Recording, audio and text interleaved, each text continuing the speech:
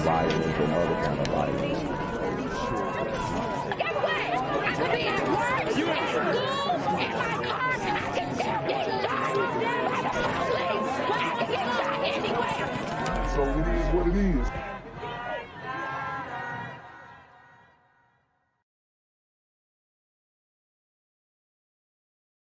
What's good, Shadow Realm?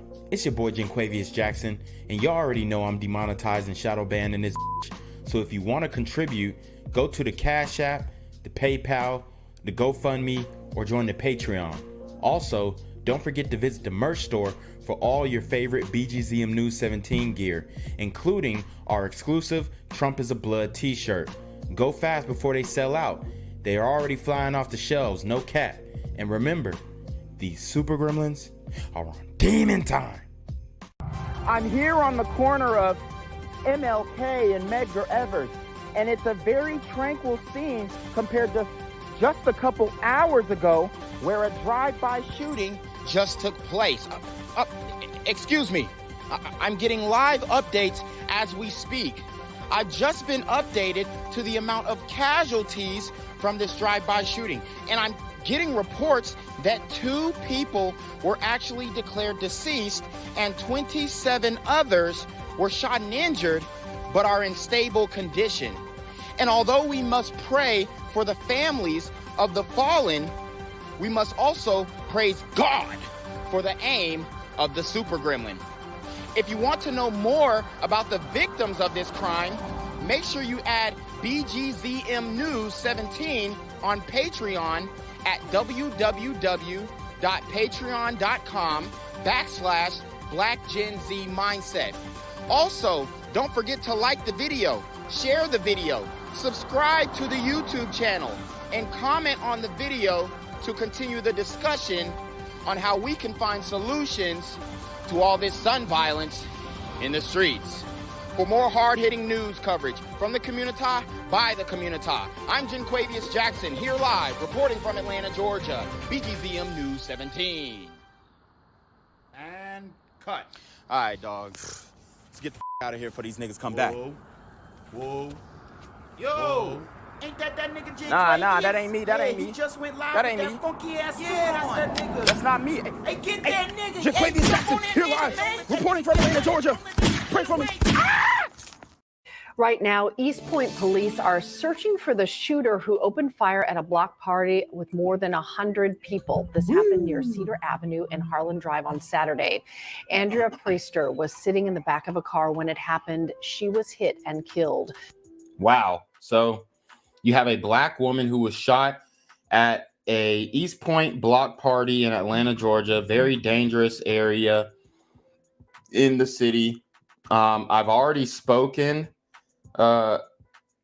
on not getting in these large gatherings. I've said before that the black community, the community, needs to refrain from large gatherings for an extensive amount of time until we get a hold on the extreme violence that's going on in our communities. Now, a lot of people like to talk down to me, say I'm cooning and all this kind of stuff, but you see the results right here. Another black woman was killed in a large gathering of over 100 black men and women. And it could have been more, honestly, because the super gremlins are on demon time. This morning, her family is pleading for anyone with information to please come forward.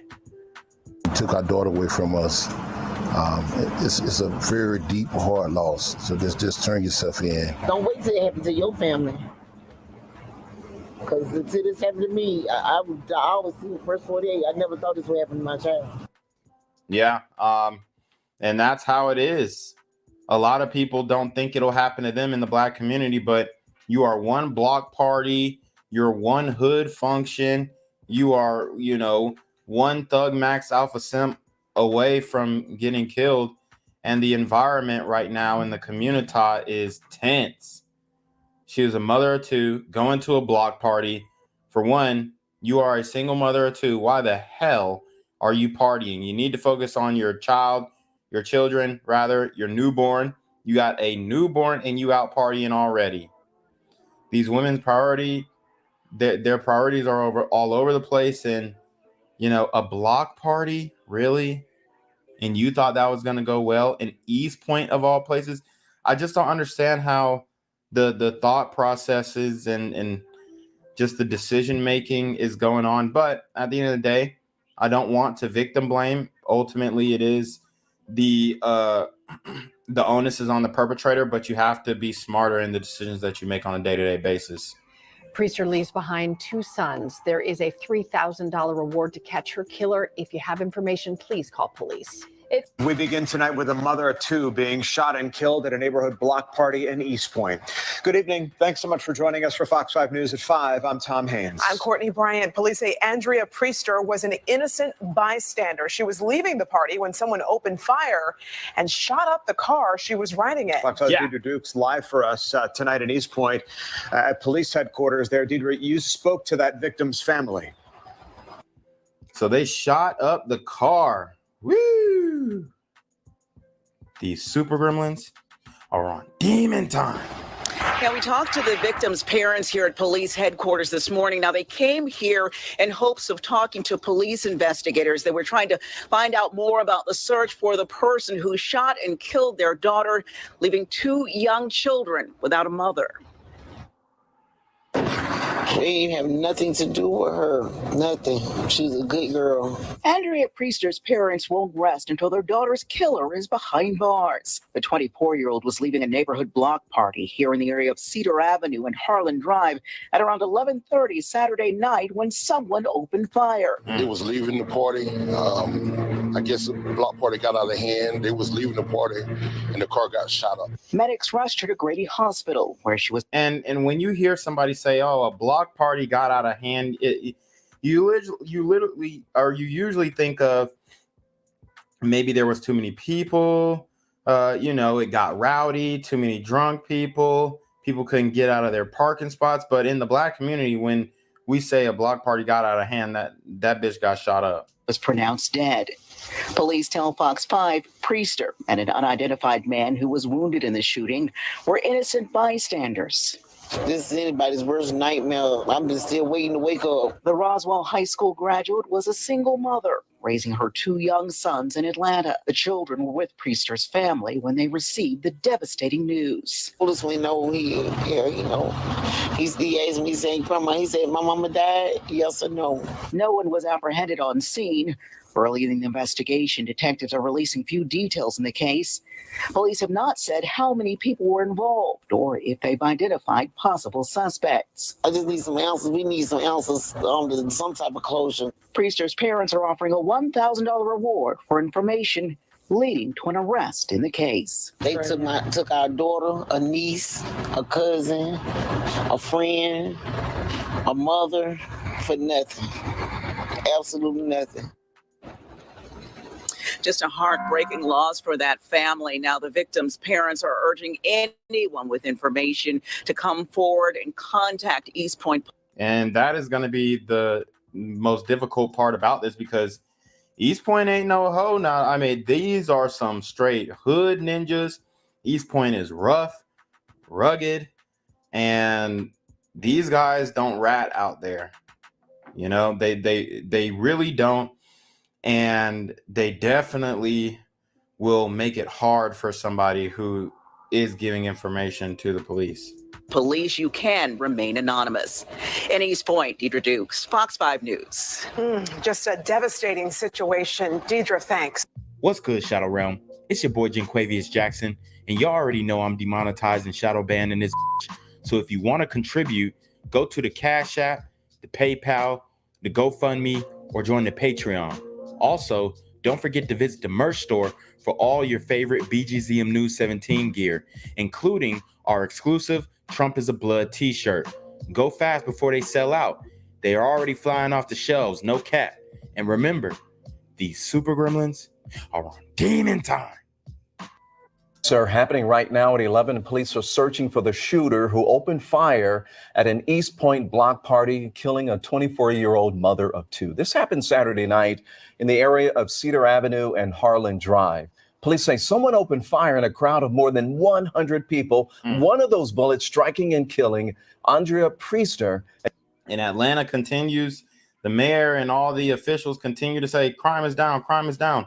Crime is not down, and it is really severely hurting the Black community. She was sitting in the back of a car, and tonight her family is pleading for anyone with information to please come forward. Took our daughter away from us. It's a very deep, hard loss. So just turn yourself in. Don't wait till it happens to your family. Because until this happened to me, I was through the first 48. I never thought this would happen to my child. Priester leaves behind two young boys, 6-year-old Jonathan and 2-year-old Joshua. You can see them there on your screen. Right now, there's a $3,000 reward to catch her killer. Call East Point Police if you have any information. You can also submit an anonymous tip to Crime Stop. The devastating story of a mother of two caught in the crossfire. Right now, police are offering thousands of dollars to help find whoever was involved in that shootout at a block party on July 4th. Channel 2's Michael Dowdna live now at the East Point Police Station. And Michael, more than 100 people were there, and you spoke to the family. They're pleading for anyone with information to come forward. Yeah, that's right, George. I mean, you can just tell the emotion in their voices here because, well, Andrea was an innocent bystander, but now her two children, ages 6 and 2, are without their mother, and they're reliant on the public and the investigators here to find that lead to actually solve this case. She's one of the people, when you meet her, you'll never forget her because her smile is contagious. Family members can't help but remember 24-year-old Andrea Priester's smile and her devotion to family. You miss a call, you miss a text. But on Saturday, she went to this East Point neighborhood for a block party. You should be able to go out and have a good time and not have to worry about it. Yeah, and you should be able to go out and have a good time and all this kind of stuff, but you can't. And if we don't acknowledge that the Black community has a problem with these large gatherings, then we won't be able to fix the issues. So we know that we can't gather in these large crowds and quote unquote have a good time unless there's an extensive or expansive amount of security. Then we should refrain from doing so because it results in, outcomes like this. Neighbors say as the party broke up, they heard an argument on a nearby street, followed by gunfire. That's when we saw the first gunshot that came to the wall. Josue Hieriel Simon remembers as dust fell from the wall as a bullet hit the ceiling and flew across the room, forcing him to crawl with his sister to safety. Thanking God also that none of the bullets hit us because that bullet could have gone lower and hit one of us. But Andrea wasn't as lucky as she was fatally shot in the backseat of a car. Right now, we do not have a person of interest. Despite around 100 people being in the area, police say they do not know who is responsible. So they are offering a reward to try and get someone to come forward. I hope that somebody would come forward and let us know something, at least a name, street name, something that we can go off of. For the family, well, getting information is not only about justice, but for closure, to try and find some way to move forward. Just think if it was your child. And just think on how you would feel. And just do the right thing. I can't stay on one feeling at all. I go from angry to mad to disappointed to needing answers. Now, the family has set up a GoFundMe to help pay for those expenses, especially with those two young children now without their mother. They are also encouraging you to call Crime Stoppers or East Point PD if you have a tip that could help solve this case. We're live in East Point. Michael Dowdna, WSB Tonight. And let's hope, Michael, with this story, more tips come in. Thank you.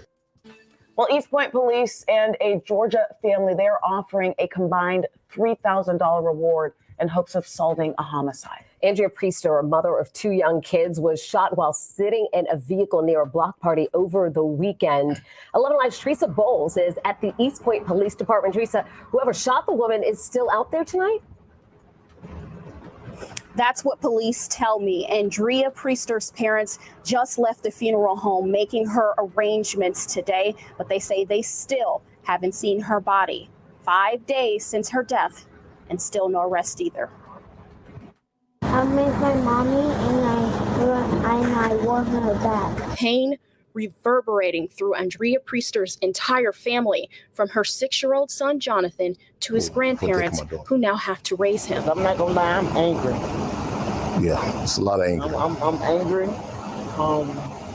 And, this type of anger usually is if the loved ones or, maybe people that knew her were younger, this would warrant a retaliation and someone would spin the block and probably go and delete some other black man, whether they know who did it or not, but just to show strength, they go spin the block. And this is why these rap beefs continue. Now, in this case, it was presumably a random shooting at a block party.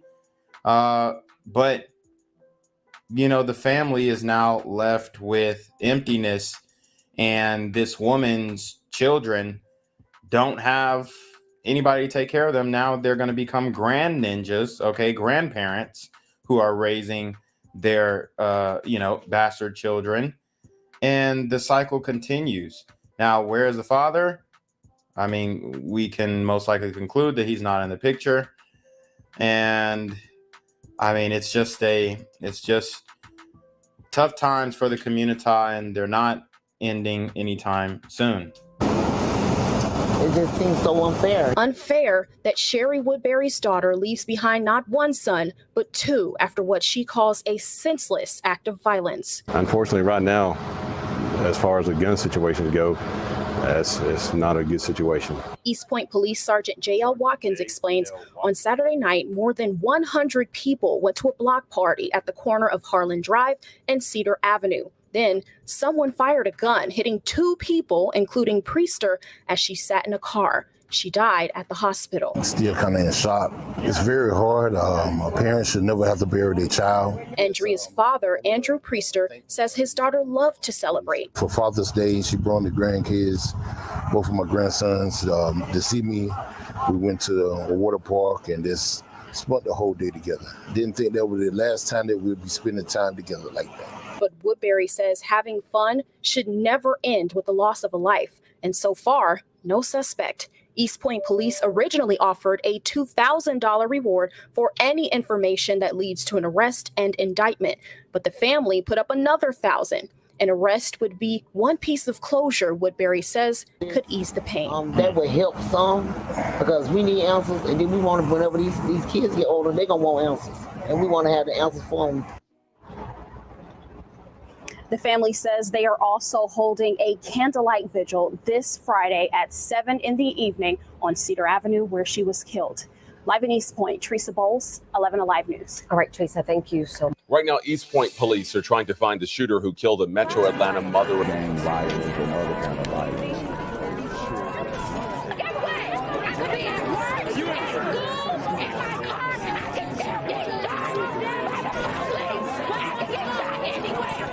So it is what it is.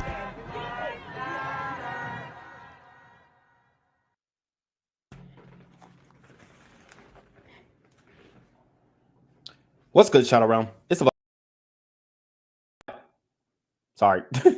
What's good, Shadow Realm? It's the Black Gen Z Mindset. Make sure you go ahead and like, comment, share, subscribe. Let's get into the video. Damn, I fucked that intro up. Yeah, I messed that intro up. But anyways, we are going to get into it. Guys, we have to talk about Project 2025. Okay? We got to talk about it. A lot of people are fear-mongering about Project 2025. I'll show you some of those videos.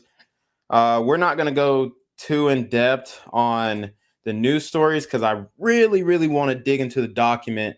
But I do have to tell you, I do have to tell you exactly what the mainstream media is reporting Project 2025 is. So let's get right into it. Let's see how the mainstream media is presenting this plan, mandate, action for America document called Project 2025, created by the Heritage Foundation. Let's go. Project 2025, the 920-page policy manifesto by the conservative group, the Heritage Foundation, highlights a wish list of economic and financial plans under a potential Trump second term. While Trump hasn't said he doesn't know anything about Project 2025, he says he doesn't know anything about it. We did a segment recently with NBC's Vaughn Hilliard showing how connected to it he actually is, even if he denies it. Proposals include higher taxes on lower income Americans, increased student loan payments, and major cuts to Medicaid. Steve Ratner has made his way to the Southwest Wall with charts on those financial implications of Project 2025. And Steve, your first chart shows there would be higher taxes on the less well-off. Tell us about it. Sure, Mika. Look, taxes are obviously perhaps issue number one on the minds of many Americans, and Project 25 is very clear about what it wants to do. It essentially wants to restructure our tax system into only two tax brackets, 15% for those earning less than the Social Security maximum, which is, I think, about $166,000 a year, and 30% for those earning above. But that would radically change how much different Americans pay. It would actually increase the amount that people making less than $150,000, less than that cutoff, pay $1,000, $2,000, $2,500. They would pay more taxes, but people above the wealthy would pay dramatically less taxes. If you earn $400,000 a year, you would get a tax cut of about $14,000. So an extraordinary shift in the tax burden away from the wealthy and toward the less wealthy. This is an even more extreme version of what Trump did in his tax bill, the TCJA, Tax Cut and Jobs Act, back in 2017 or so.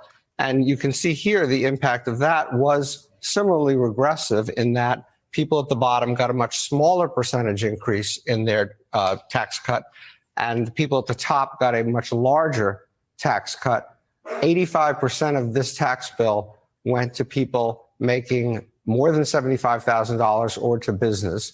And so essentially what this proposal would do is take this and put it on steroids. So, Steve, the Biden administration's attempts to actually lessen the student loan burden really enraged Republicans. In fact, whenever you would bring up January the 6th, it seems that a lot of Republicans go, yeah, well, look what Joe Biden did with student loans. And they were serious. Like, that's sad, but they were serious. This Project 2025 thing actually is going to increase the burden on people with student loans, right? Yeah, so Joe Biden did make a bunch of proposals. Some of them got litigated and overturned, but then he found other ways, which I'm going to talk about in a second, to address the student loan burden. But what Project 2025 would do essentially would be to eliminate all of what the Biden administration did to cut the burden of student loans. And you can see here, this is broken down by education and all the way from some college but no degree to master's program. And so in terms of the monthly student loan payments, for the people at the bottom, their monthly average student payments would go from $78 to $308. So a huge increase for those with very little college, people who don't probably have great jobs and for whom this is a big burden. And then smaller increases, but still substantial, all the way up to people who have master's degrees. So completely wiping out everything the Biden administration has done for the last 3.5 years. But let me show you one impact of what the Biden administration has done. We all know that student loan debt has been a huge problem, and it's gone up and up and up. It's gone up and up per student, and this is even inflation adjusted, and it went up under Trump.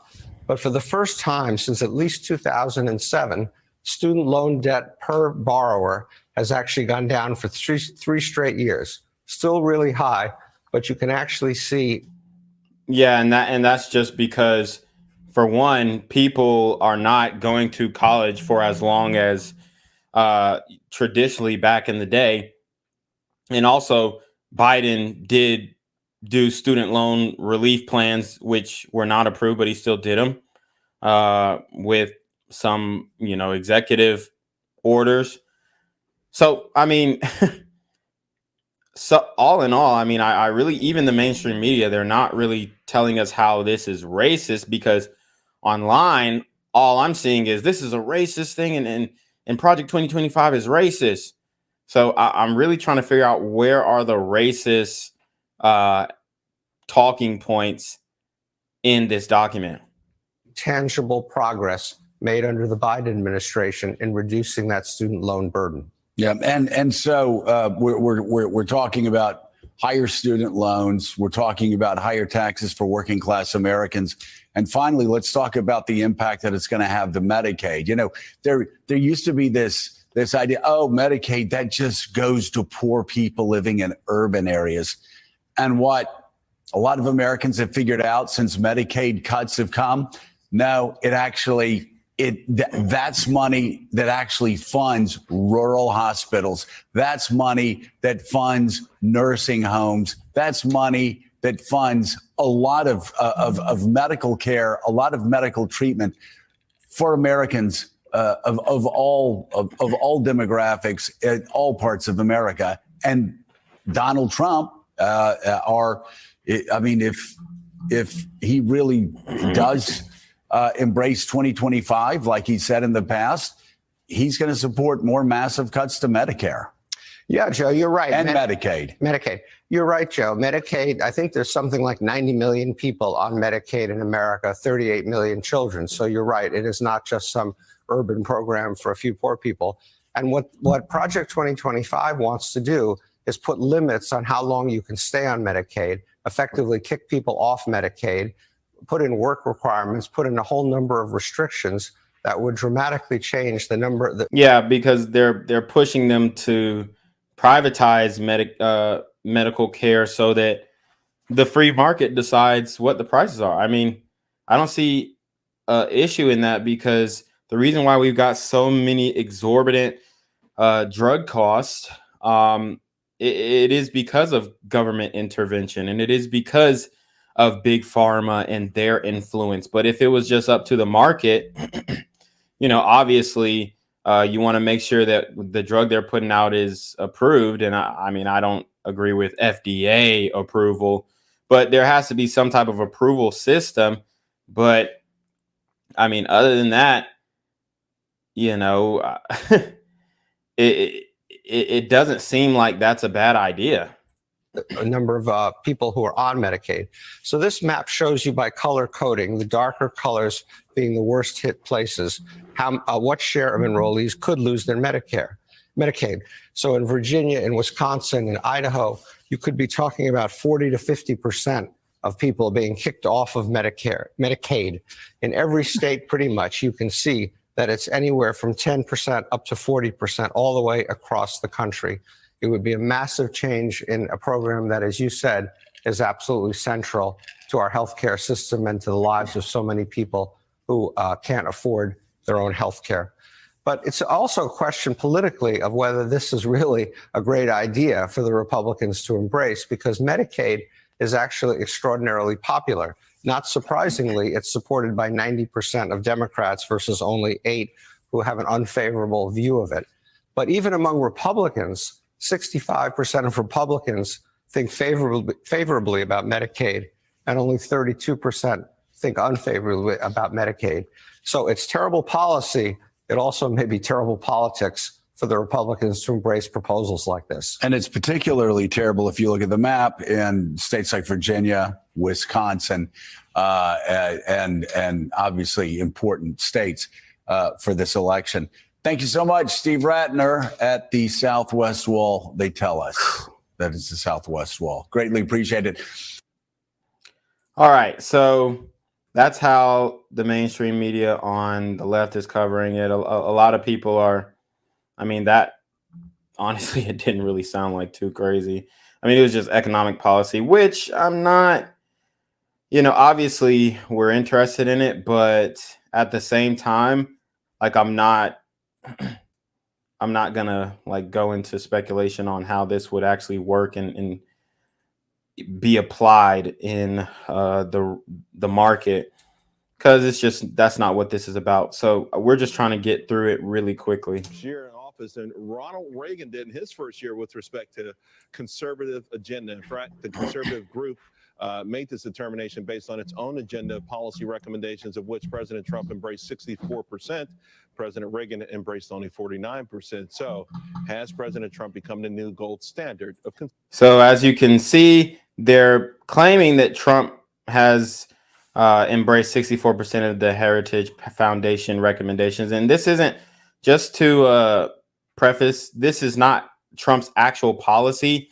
This is a conservative think tank. Essentially, they put together a document that lays out what they would like to see in the government and whatnot. So it's not Trump's document. It's not something that he and his team masterminded or anything like that. This is something that is outside of him. Probably people that know him, brush shoulders with him. I mean, Trump is a really popular guy, right?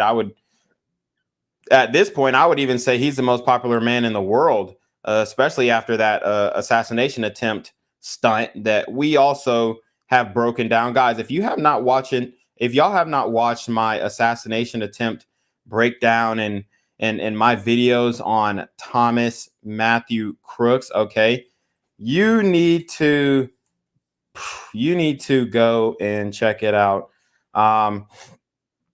Let's see. We did a live stream 2 days ago on Thomas Matthew Crooks. The video is called Thomas Matthew Crooks Did Not Act Alone. Unknown ATF agent identified day after Michigan Trump rally. And then we did another one before that. Who is Thomas Matthew Crooks? BlackRock asset, patsy, or lone shooter and second shooter theory. So, guys, you really need to check that out. Very interesting stuff as it pertains to the attempted assassination on Donald Trump. So let's continue to break down this Heritage Foundation, because I don't want to make this stream about that. But if you haven't seen those videos, live streams, they're both about 3 hours each. You should check it out. Conservatism.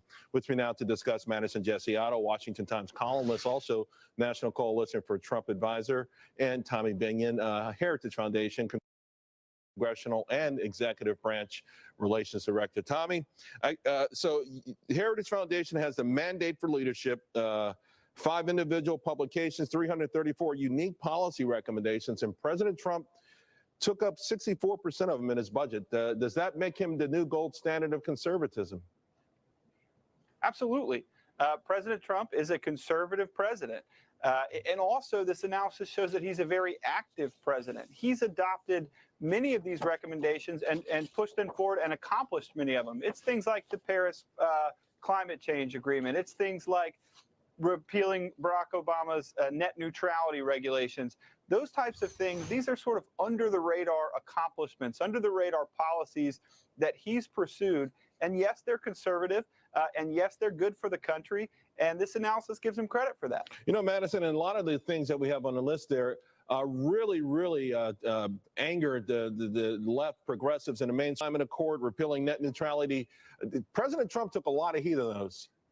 Yeah, you know, Charles, what an incredible year for conservatives. And I imagine that we're going to have 3 to 7 more incredible years under President Trump. You know, a lot of people looking back were on the fence, conservatives specifically, concerned about some of the things that he said. But you cannot judge him by what he said, but by what he does. He's always been someone that planned to back up his words with actions. That's exactly what he did.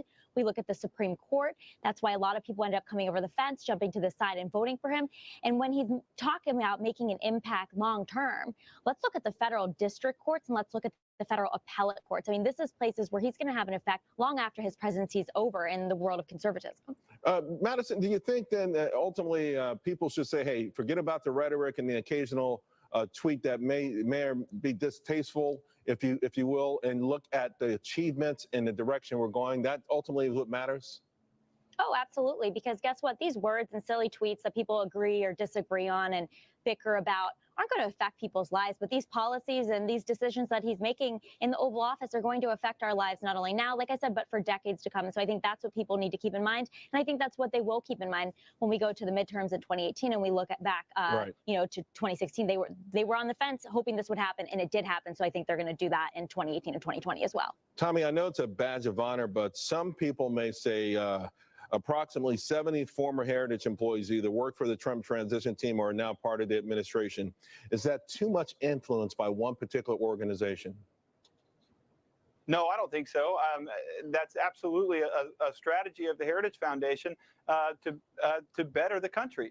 The individuals, the researchers, the smart people here at the Heritage Foundation have a passion for this country. They're patriots, and they went to work in the administration to make the country a better place. I don't think that's a knock against Heritage or too much influence at all. And yes, it's those 70 individuals and the president and the rest of his administration that enacted and adopted these policies. And we believe the reason we work here, the reason we work so hard on these policies is because we believe that ultimately they're going to deliver a better America for the American people. Quickly, When you look at before the stock I let you go, market- Tommy, Go ahead. is there one of the items that ranks high that wasn't adopted that you'd like to still see implemented? I know there's a lot of them, but the one that maybe sticks out the most to you. Repeal and replace Obamacare. It's got to go. Healthcare is too expensive. That depends on the Congress. The president's leading on it, Sure. but it's got to happen. Thank you both very, very much. Appreciate it. President Trump.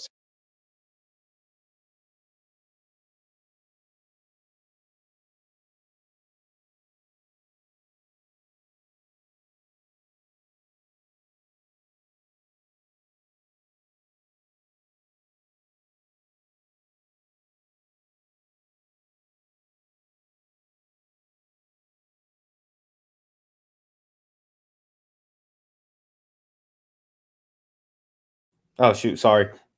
All right, we're gonna get into the document. I had to step away to make sure I had a full glass of water because this is a 922-page document. Now, obviously, we're not going to read all of it today. We're gonna break this thing up in parts. Hopefully, we can get it all done this week. But I'm definitely gonna need you guys' support. I'm gonna need you guys to hit the Cash App, hit the PayPal. If you want to interject. But let's go ahead and get into it. Check out the merch store. We got Trump fight shirts on the merch store already. So those should be awesome for everybody to go check out.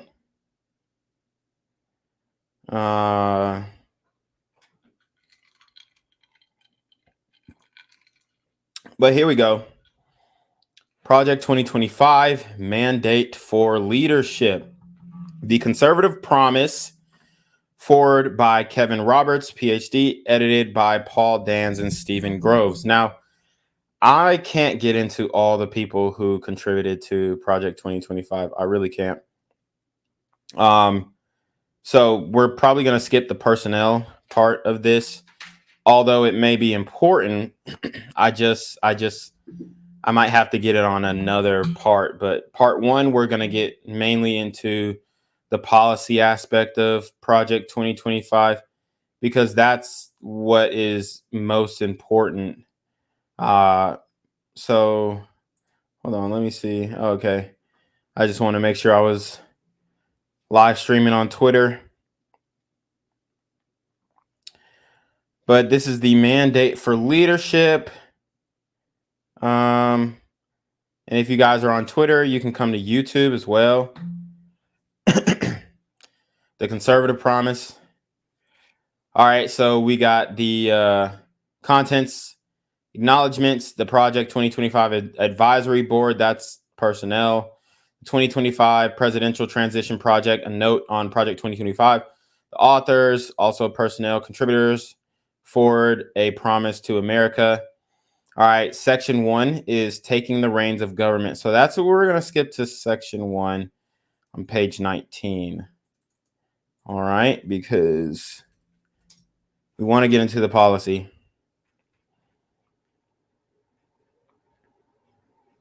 Okay, this is still authors. Oh, this is, I get it. So we got to go through all the Roman numerals first to get to the actual page 19. Okay. Here we go. Forward, a promise to America. The Conservative Promise, promise, restore the family. Okay, so these are the promises. And then let me just make sure and check page 19. All right, so here's the taking reins of government. The promise is about 20 pages. We can just knock this out really quickly, honestly, because I do want to give you guys an understanding of what their mission and vision is.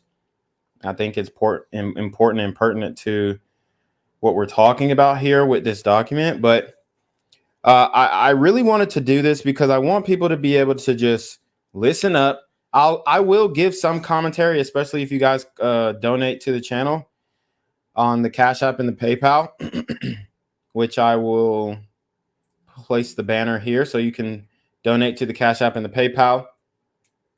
The banner down below shows where you can donate. But I want to read through it. I do want to give some commentary, not too much though, because I want people to be able to just sit here and listen to me read this document. So, A Promise to America. All right.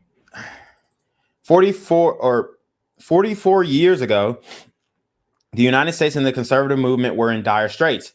Both had been betrayed by the Washington establishment and were uncertain whom to trust. Both were internally splintered and strategically adrift. Worse still, at the moment of acute vulnerability and division, we found ourselves besieged by existential adversaries, foreign and domestic. The late 1970s were by any measures a historic low point for America and the political coalition dedicated to preserving its unique legacy of human flourishing and freedom. Today, America and the conservative movement are enduring an era of division and danger akin to the late 1970s. Now, as then, our political class has been desecrated by wholesale dishonesty and corruption. Look at America under the ruling and cultural elite today. Inflation is ravaging families' budgets. Drug overdose death continue to escalate, and children suffer the toxic normalization of transgenderism, with drag queens and pornography invading their school libraries. Overseas, a totalitarian communist dictatorship in Beijing is engaged in a strategic, cultural, and economic Cold War against America's interests, values, and people, all while globalist elites in Washington awaken only slowly to that growing threat. Moreover, low-income communities are drowning in addiction and government dependence. Contemporary elites have even repurposed the worst ingredients of the 1970s radical chick to build a totalitarian cult known today as the Great Awakening. And now, as then, the Republican Party seems to have little understanding about what to do. Most alarming of all, the very moral foundations of our society are in peril. Yet students of history will note that notwithstanding all the challenges, the late 1970s proved to be the moment when the political right unified itself and the country and led the United States to historic political, economic, and global victories.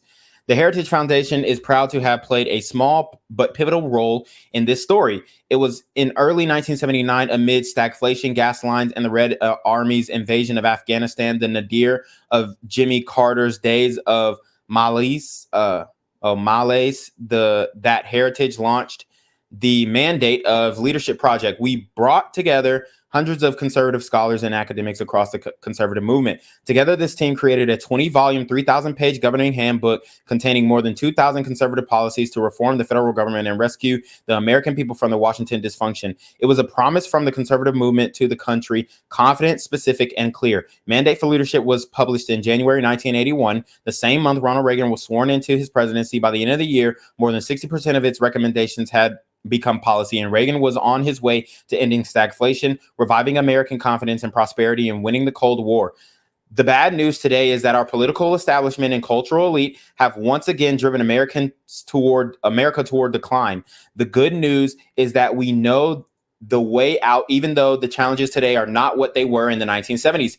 Conservatives should be confident that we can rescue our kids, reclaim our culture, revive our economy, and defeat the anti-American left at home and abroad. We did it before, and we will do it again. As Ronald Reagan put it, freedom is fragile. Freedom is a fragile thing, and it's never more than one generation away from extinction. It is not ours by way of inheritance. It must be fought for and defended constantly by each generation. This is the duty history has put before us and the standard by which our generation of conservatives will be judged. And we should not want it any other way. The legacy of Mandate for Leadership, and indeed of the entire Reagan revolution, is that if conservatives want to save the country, we need a bold and courageous plan. This book is the first step in the plan, The Conservative Promise. Okay. This volume, The Conservative Promise, is the opening salvo of the 2025 Presidential Transition Project launched by the Heritage Foundation and our many partners in April 2022.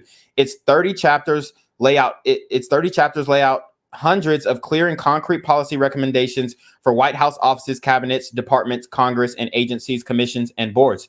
Just as important as the scope of the Conservative Promises recommendation is the breadth of its authorship. This book is the product of more than 400 scholars. more than 400 scholars and policy experts from across the conservative movement and around the country.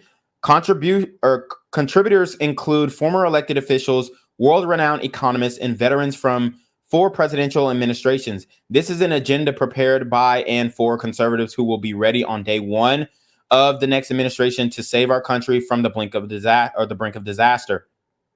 The Heritage Foundation is once again facilitating this work, but as our dozens of partners and hundreds of authors will attest, this book is the work of the entire conservative movement.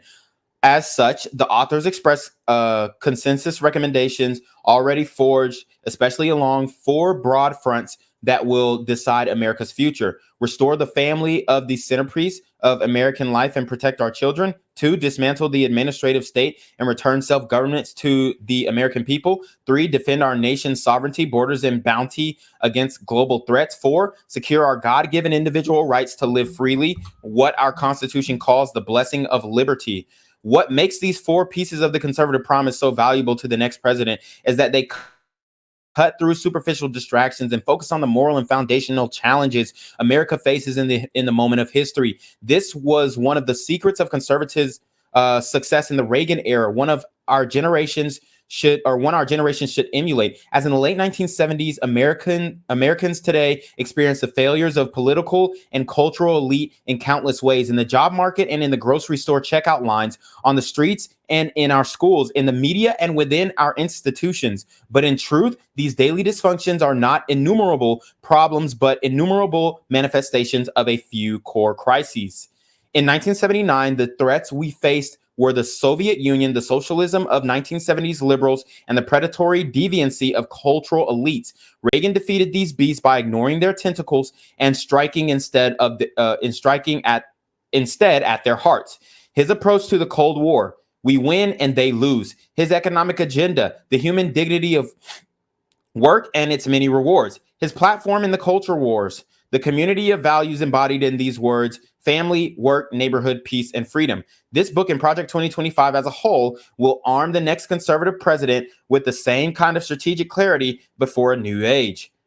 Promise number 1, restore the family as a centerpiece of American life and protect our children. The next conservative president must get to work pursuing the true priority of politics, the well-being of the American family. In many ways, the entire point of centralizing political power is to subvert the family. Its purpose is to replace people's natural loves and loyalties with unnatural ones. You see this in the popular left-wing aphorisms.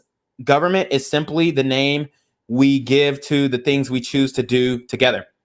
But in real life, most of the things people do together have nothing to do with the government. These are the mediating institutions that serve as the building blocks of any healthy society: marriage, family, work, church, school, volunteering. The name real people give to the things we do together is community, not government. Our lives are full of interwoven, overlapping communities, and our individual and collective happiness depends upon them. But the most important community in each of our lives and the life of the nation is the family. Today, the American family is in crisis.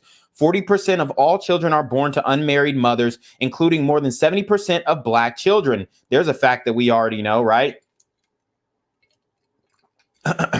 There is no government program that can replace the hole in a child's soul cut out by the absence of a father. Fatherlessness is one of the principal sources of American poverty, crime, mental illness, teen suicide, substance abuse, rejection of the church, and high school dropouts. So many of these problems government programs are designed to solve but can't, are ultimately problems created by the crisis of marriage and the family. The world has never seen a thriving, healthy, free, and prosperous society where most children grow up without their married parents. If current trends continue, we are heading towards social implosion.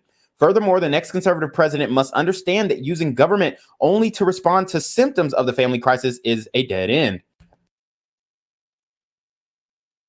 Federal power must instead be wielded to reverse the crisis and rescue America's kids from the familial breakdown. The conservative promise includes dozens of specific policies to accomplish this existential task. Some are obvious and long-standing goals, like eliminating marriage penalties and federal welfare programs and the tax code and installing work requirements for food stamps. but we must go further. It's time for policymakers to evaluate or elevate family authority, formation, and cohesion as their top priority, and even use government power, including through the tax code, to restore the American family. Today, the left is threatening the tax exempt status of churches and charities that reject woke progressivism. They will soon turn to Christian schools and clubs with that same totalitarian intent. The next conservative president must make the institutions of American civil society hard targets for woke culture warriors. This starts with deleting the terms sexual orientation and gender identity, diversity, equity, and inclusion, gender equality, gender equity, gender awareness, gender sensitive, abortion, reproductive health, reproductive rights, and any other term used to deprive Americans of their First Amendment rights out of every federal rule, agency, regulation, contract, grant, regulation, and piece of legislation that exists. Pornography manifested today in the omnipresent propagation of transgender ideology and sexualization of children, for instance, is not a political Gordian knot inextricably binding up disparate claims about free speech, prosperity rights, sexual liberation, and child welfare. It has no claim to First Amendment protection. Its purveyors are child predators and misogynistic exploiters of women. Their product is as addictive as an illicit drug and psychologically destructive as any crime. Pornography should be outlawed. The people who produce and distribute it should be in prison. Educators and public librarians who purvey it should be classed as registered sex offenders, and telecommunication and technology firms that facilitate its spread should be shuttered. In our schools, the question of parental authority over their children's education is a simple one. Schools serve parents, not the other way around. That is, of course, the best argument for universal school choice, a goal all conservative and conservative presidents must pursue. But even before we achieve that long-term goal, parents' rights as their children's primary educators should be non-negotiable in American schools. States, cities, and counties school boards, union bosses, principals, and teachers who disagree should be immediately cut off from federal funds. The noxious tenets of critical race theory and gender ideology should be excised from curricula in every public school in the country. These theories poison our children, who are being taught on the one hand to affirm that the color of their skin fundamentally determines their identity and even their moral status, while on the other, they are taught to deny their very creaturelessness that inheres in being human and consists in accepting the givenness of our nature as men and women. Allowing parents or physicians to reassign the sex of minor is child abuse and must end. For public institutions to use taxpayer dollars to declare the superiority or inferiority of certain races, sexes, and religions is a violation of the Constitution and civil rights laws and cannot be tolerated by any government anywhere in the country. But the pro-family promises expressed in this book and central to the next conservative president's agenda must go much further than the traditional narrow definition of family issues. Every threat of to family stability must be confronted. This resolve should color each of our policies. Consider our approach to big tech. The worst of these companies prey on children like drug dealers to get them addicted to their mobile apps. Many Silicon Valley executives famously don't let their children have smartphones. They nevertheless make billions of dollars addicting other people's children to theirs. TikTok, Instagram, Facebook, Twitter, and other social media platforms are specifically designed to create the digital dependence that fuel mental illness and anxiety, to fray children's bonds with their parents and siblings. Federal policy cannot allow this industrial scale child abuse to continue. Finally, conservatives should gratefully celebrate the greatest pro-family win in a generation, overturning Roe v. Wade, a decision that for 5 decades made a mockery of our Constitution and facilitated the death of tens of millions of unborn children. But the Dobbs decision is just the beginning. Conservatives in the states and in Washington, including in the next conservative administration, should push as hard as possible to protect the unborn in every jurisdiction in America. In particular, the next conservative president should work with Congress to enact the most robust protections for the unborn that Congress will support, while deploying existing federal powers to protect innocent life and vigorously complying with statutory bans on the federal funding of abortion. Conservatives should ardently pursue these pro-life and pro-family policies while recognizing the many women who find themselves in immensely difficult and often tragic situations as the heroism of every choice to become a mother. Alternative options to abort, especially adoption, should receive federal and state support. In summary, the next president has a moral responsibility to lead the nation in restoring a culture of life in America again. All right, let me take a sip. Promise number 2, dismantle the administrative state and return self-governance to the American people.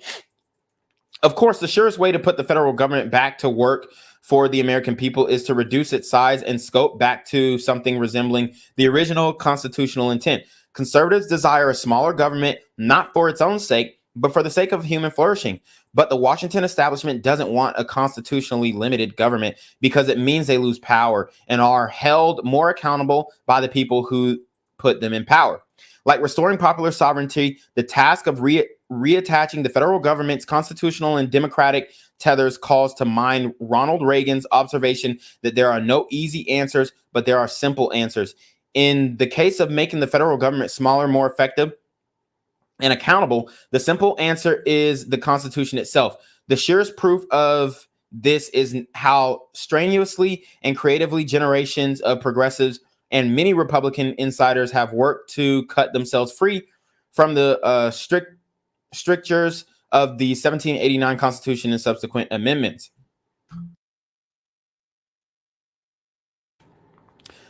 Consider the federal budget.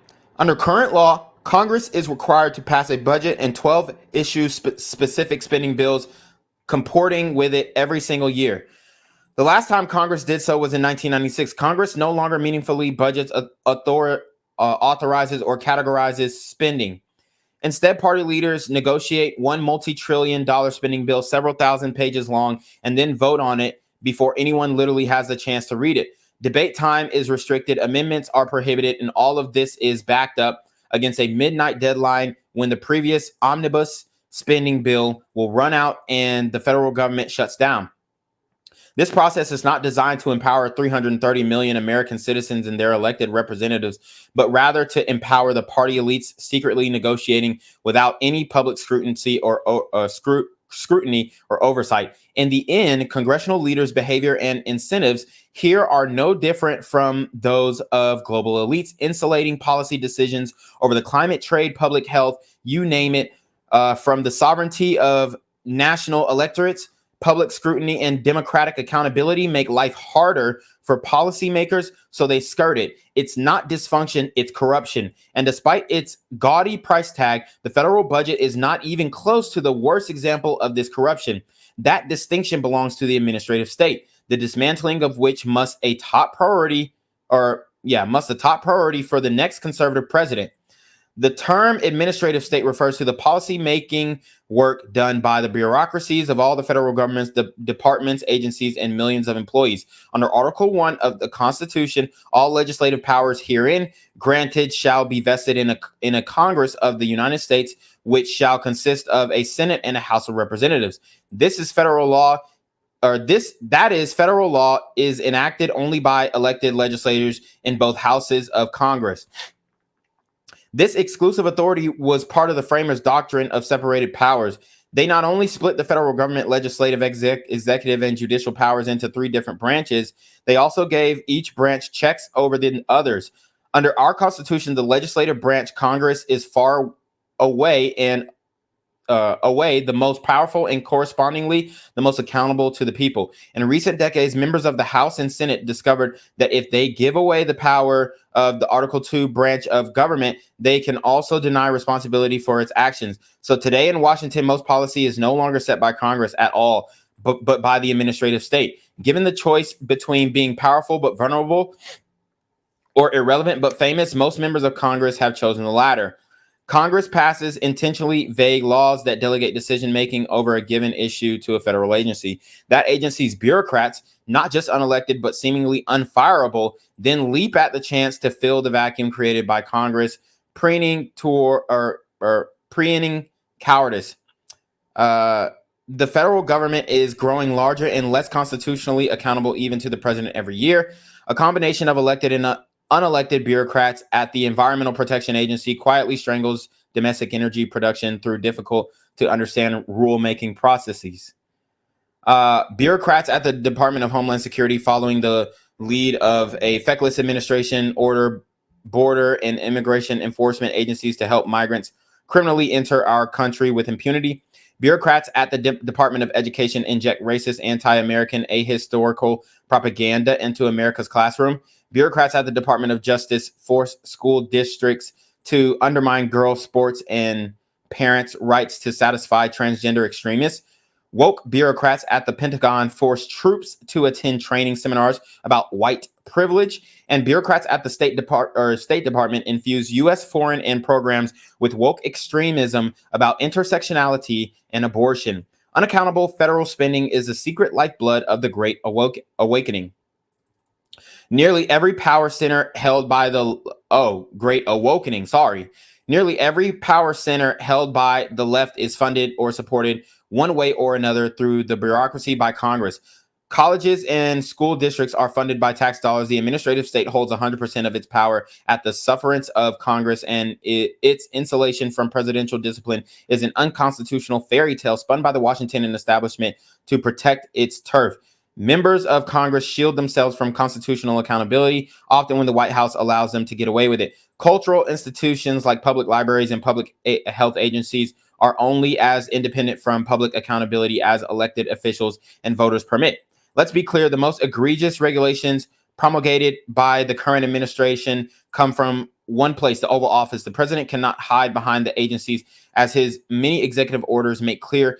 His is the responsibility of the regulations that threaten American communities, schools, and families. A conservative president must move swiftly to do away with these vast abuses of presidential power and remove the career and political bureaucrats who fuel it. Properly considering restoring fiscal limits and constitutional accountability to the federal government is a continuation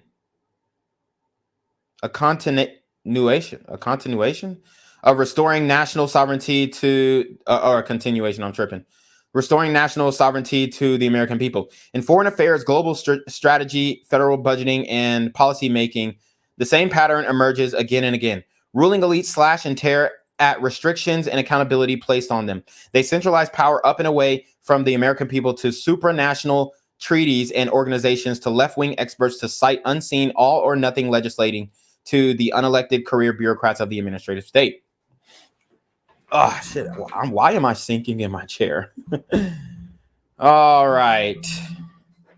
Honestly, I mean, so far, guys, so far I'm rocking with Project 25.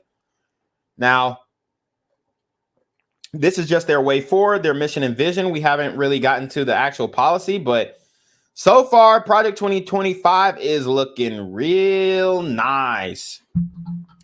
As monolithic as the left's institutional power appears to be, it originates with appropriations from Congress and is made completely by a feckless president. A conservative president must look to the legislative branch for decisive action. The administrative state is not going anywhere until Congress acts to retrieve its own power from bureaucrats in the White House. But in the meantime, there are many executive tools a courageous conservative president can use to handcuff the bureaucracy, push Congress to return to its return to its constitutional responsibility, restore power over Washington to the American people, bring the administrative state to heel, and in the process, defang and defund the woke culture wars or warriors who have infiltrated every last institution in America. And that is a fact.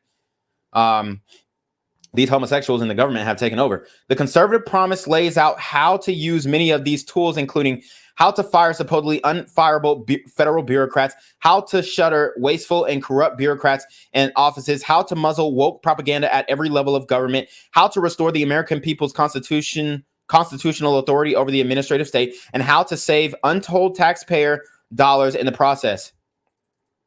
Finally, the president can restore public confidence and accountability to our most important government functions of all, national defense. The American people desire a military full of highly skilled servicemen and women who can protect the homeland and our interests overseas. The next conservative president must end the left's social experimentation with the military, restore warfighting as its sole mission, and set defeating the threat of the Chinese Communist Party as its highest priority. The next conservative president must possess the courage of relentlessly put the interests of the everyday American over the desires of the ruling elite. Their outrage cannot be prevented. It must simply be ignored, and it can be. The left derives its power from the institutions they control, but those institutions are only powerful to the extent that constitutional offices surrender their own legitimate authority to them. A president who refuses to do so and uses his or her office to reimpose constitutional authority over federal policy making can begin to correct decades of corruption and remove the thousands of bureaucrats from the positions of public trust they have so long abused. Let me take a sip. Promise number 3.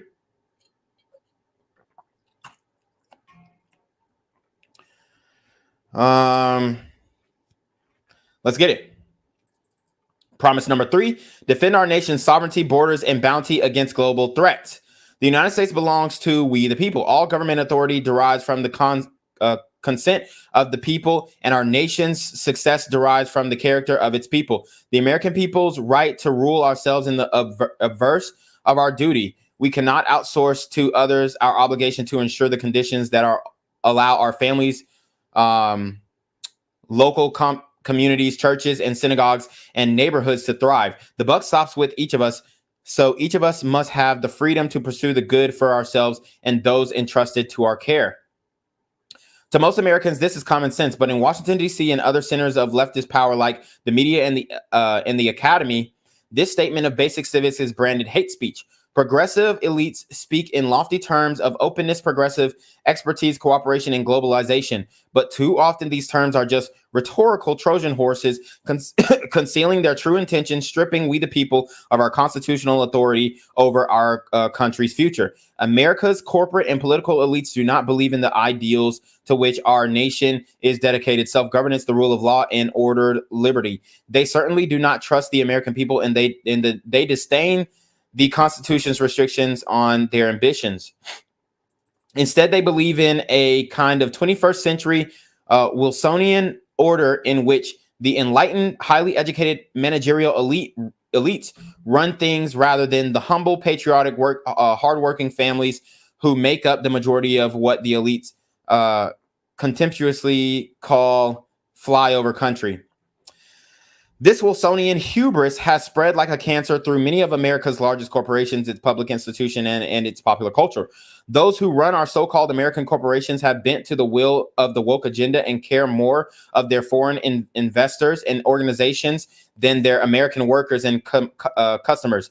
Today, nearly every top-tier U.S. university president or Wall Street hedge fund manager has more in common with a socialist European head of state than with the parents at a high school football game in Waco, Texas. Many elites' entire identity, it seems, is wrapped up in their sense of superiority over those people. But under our Constitution, they are mere equals of the workers who show after work instead of before, or shower after work instead of before. Sorry.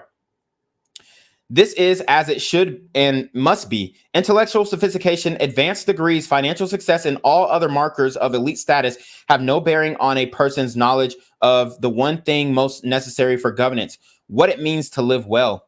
That knowledge is available to each of us, no matter how humble our backgrounds or how unpretentious our attainments. It is open to us to read in the book of human nature, to which we are all offered the key just by merit of our shared humanity. One of the great premises of American political life is that everyone who can read in the book must have a voice in deciding the course and the fate of our republic.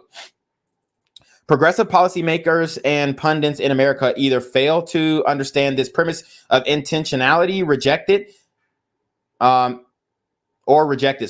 They enthusiastically support supranational organizations like the United Nations and European Union, which are run and staffed almost entirely by people who share their values and are mostly insulated from the influence of natural elections.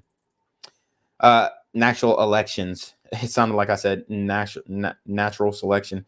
That's why they are eager for America to sign international treaties on everything from pharmaceutical patents to climate change to the right of the child, and why those treaties invariably endorse policies that could never pass through the U.S. Congress, like the progressive Woodrow Wilson a century ago.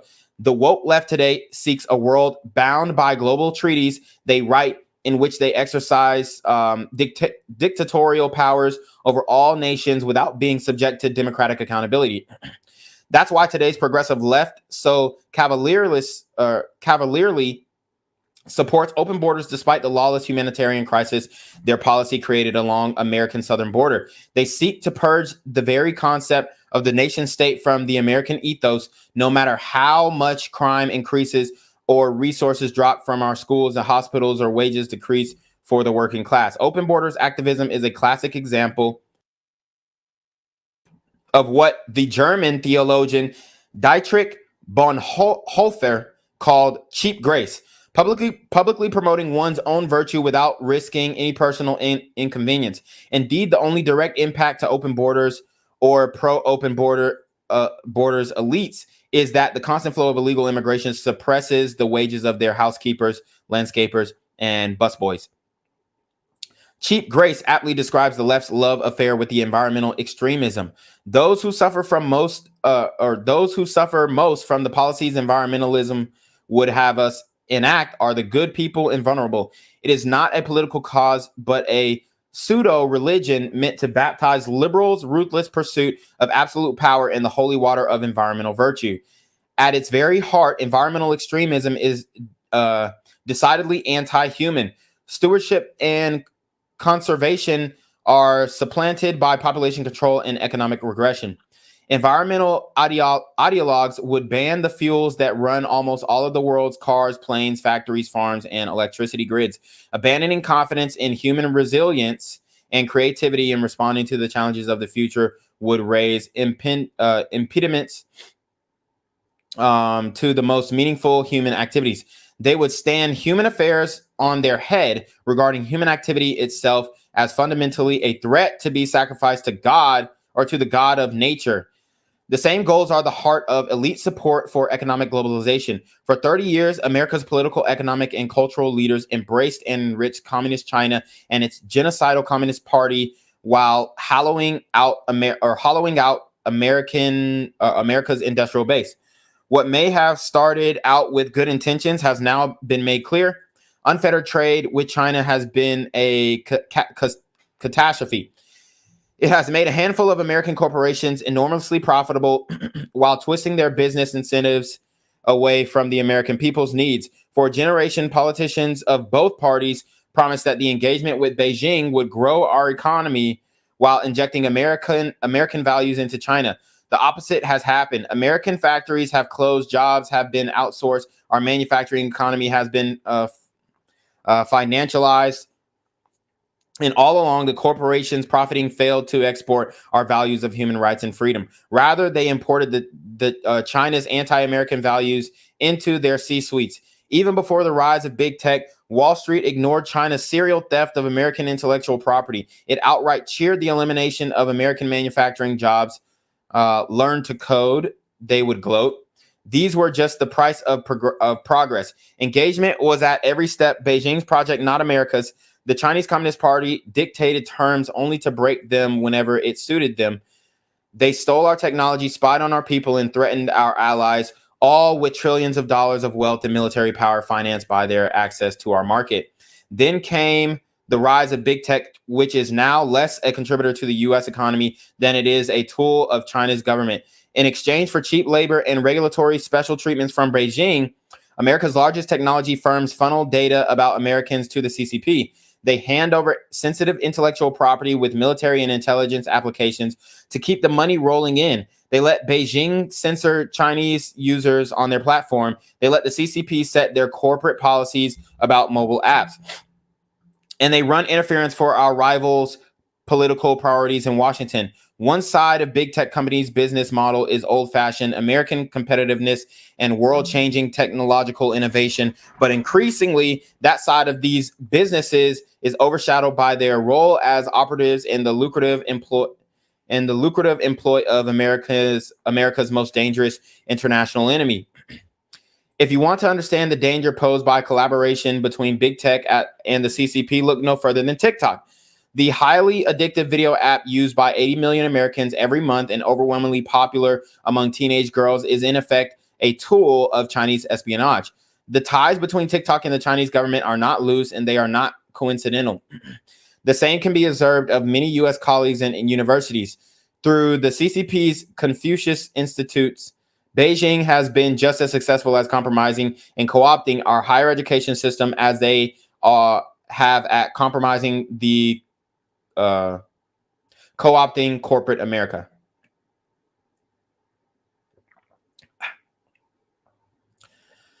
A casual reader might take the last few pages as surveying a broad array of challenges facing the American people and the next conservative president. Supranational policymaking, border security, globalization, engagement with China, manufacturing, big tech, and Beijing compromise colleagues.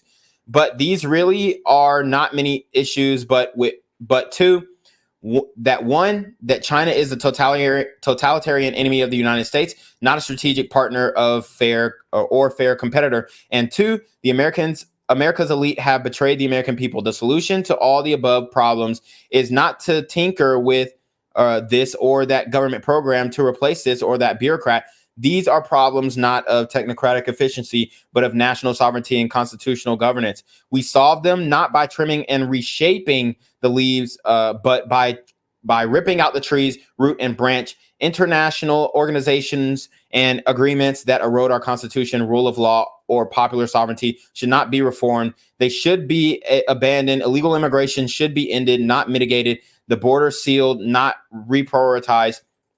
Economic engagement with China should be ended, not rethought. Our manufacturing and industrial base should be restored and not allowed to deteriorate further.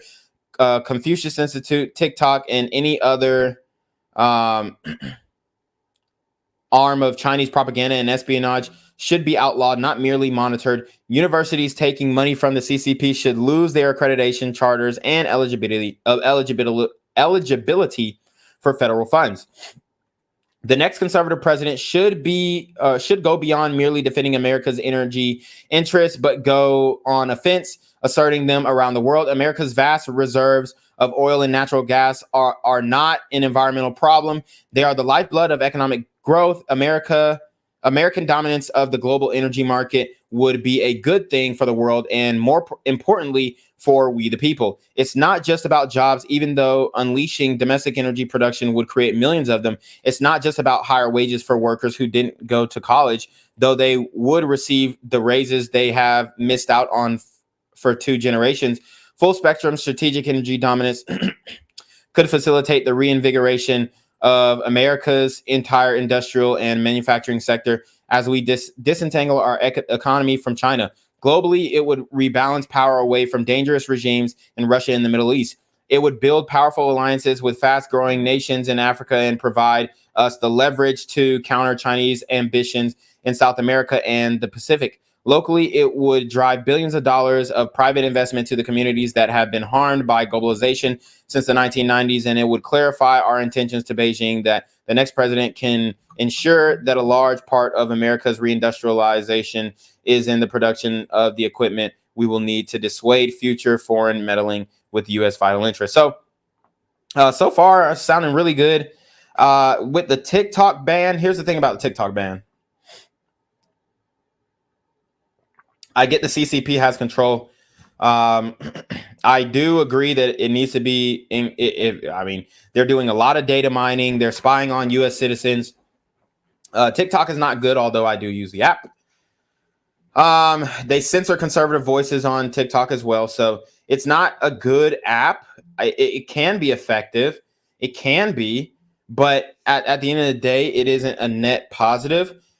Instead of a ban, I would just say that there needs to be some regulations as far as what social media companies can and can't do. It needs to be a free source type thing. They can't just censor and ban people for no reason, and unless they're inciting violence, and just make it really loose for what they can do. And then also, when it comes to spying, obviously they shouldn't be allowed to do that either. So, just outlaw those aspects of it.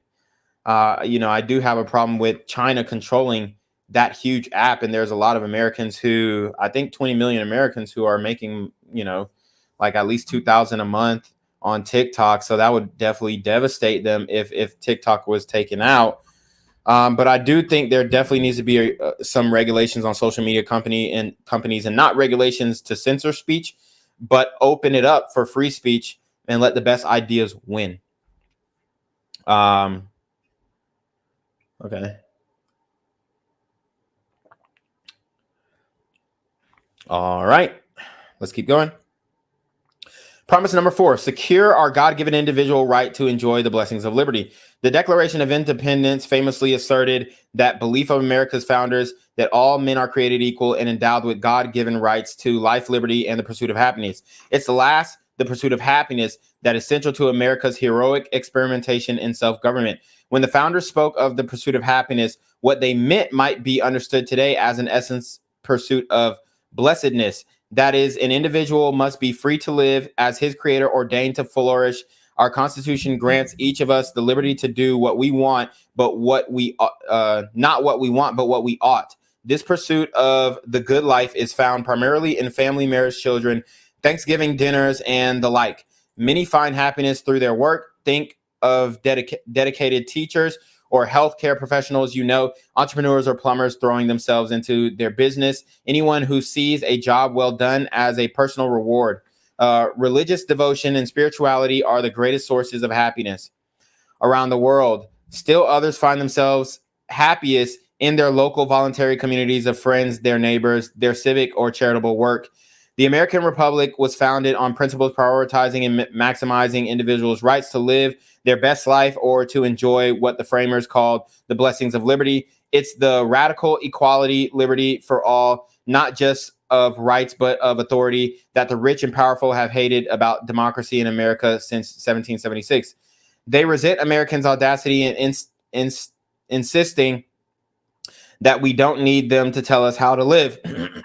It's this inalienable right of self-direction of each person's opportunity to direct himself or herself and his or her community to the good that the ruling class disdains. With the Declaration and Constitution, our nation's founders handed to us the means with which to preserve this right. Abraham Lincoln wrote of the Declaration as an apple of gold in a silver frame, the Constitution. So must the next conservative president look to these documents when the elites mount their next assault on liberty. Sorry, I butchered that passage. Left to our own devices, the American people rejected European monarchy and colonialism, just as we rejected slavery, second-class citizenship for women, mercantilism, socialism, Wilsonian globalism, fascism, communism, and today's wokeism. To the left, these assertions of patriotic self-assurance are just so many signs of our moral depravity and intellectual inferiority, proof that, in fact, we need a ruling elite making decisions for us. But the next conservative president should be proud, not ashamed of Americans' unique culture of social equality and ordered liberty. After all, the countries where Marxist elites have won political and economic power are all weaker, poorer, and less free for it. The United States remains the most innovative and upwardly mobile society in the world. Government should stop trying to substitute its own preferences for those of the people. And the next conservative president should champion the dynamic genius of free enterprise against the grim miseries of elite-directed socialism. The promise of socialism, communism, Marxism, progressivism, fascism, whatever name it chooses, is simple. Government control of the economy can ensure equal outcomes for all people. The problem is that it has never done so. There is no such thing as the government. There are just people who work for the government and wield its power, and who at almost every opportunity wield it to serve themselves first and everyone else as distant second. This is not a failing of one nation or socialist party, but inherent in human nature.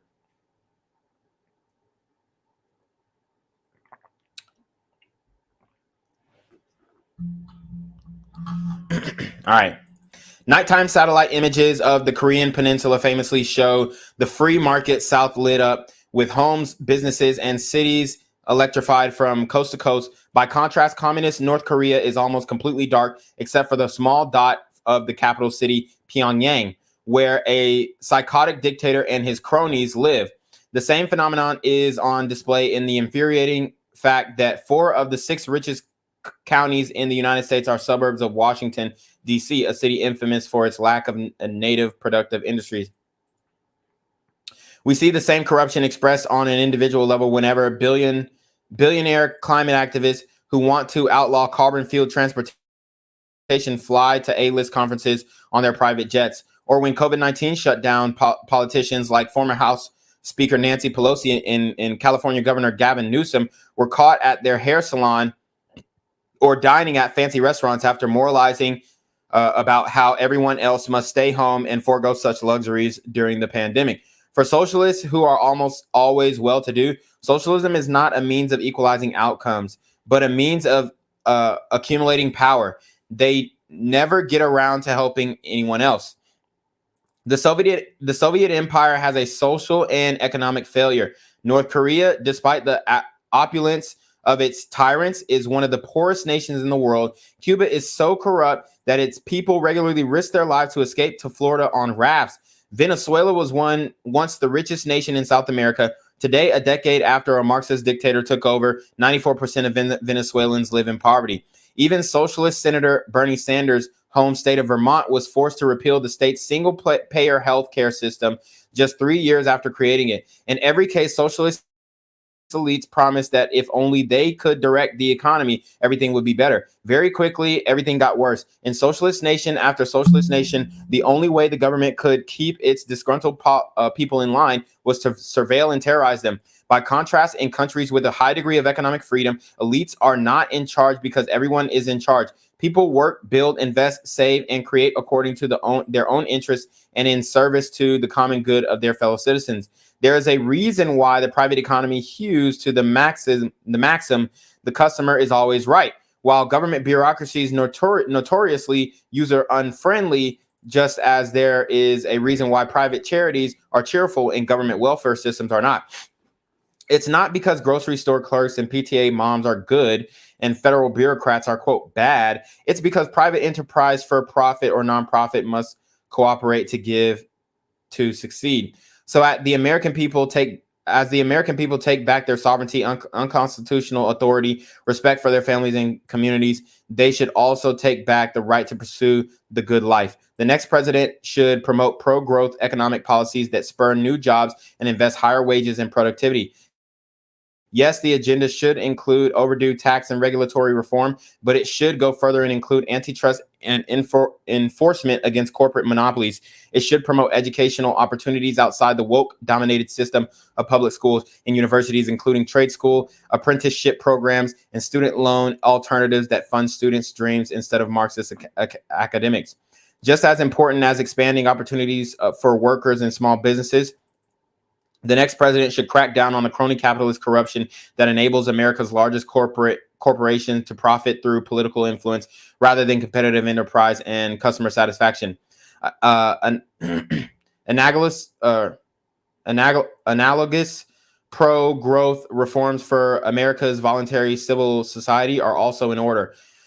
America is not an economy, it is a country. Economic freedom is not the only important freedom. Freedom of religion, freedom of speech, and freedom to assemble also represent key components of the American promise. Today, in addition to the promise of big tech censorship, we see speakers at universities shouted down, parents investigated and arrested for attempting to speak at school board meetings, and donors to conservative causes harassed and intimidated. The next conservative president must defend our First Amendment rights. Okay. Still have yet to run into right-wing extremism. I haven't seen anything really radical. Obviously, our Congress was talking about a TikTok ban. So that was the only thing I disagreed with. I don't think it should be banned. I think it should be regulated, and any foreign business or foreign entity should have more regulations than the American people. I agree with that. Like, why are we being regulated more in these foreign companies? So it should be regulated. They shouldn't be able to censor and shadow ban and do all that kind of stuff. And they shouldn't be able to promote certain things to, with their algorithm.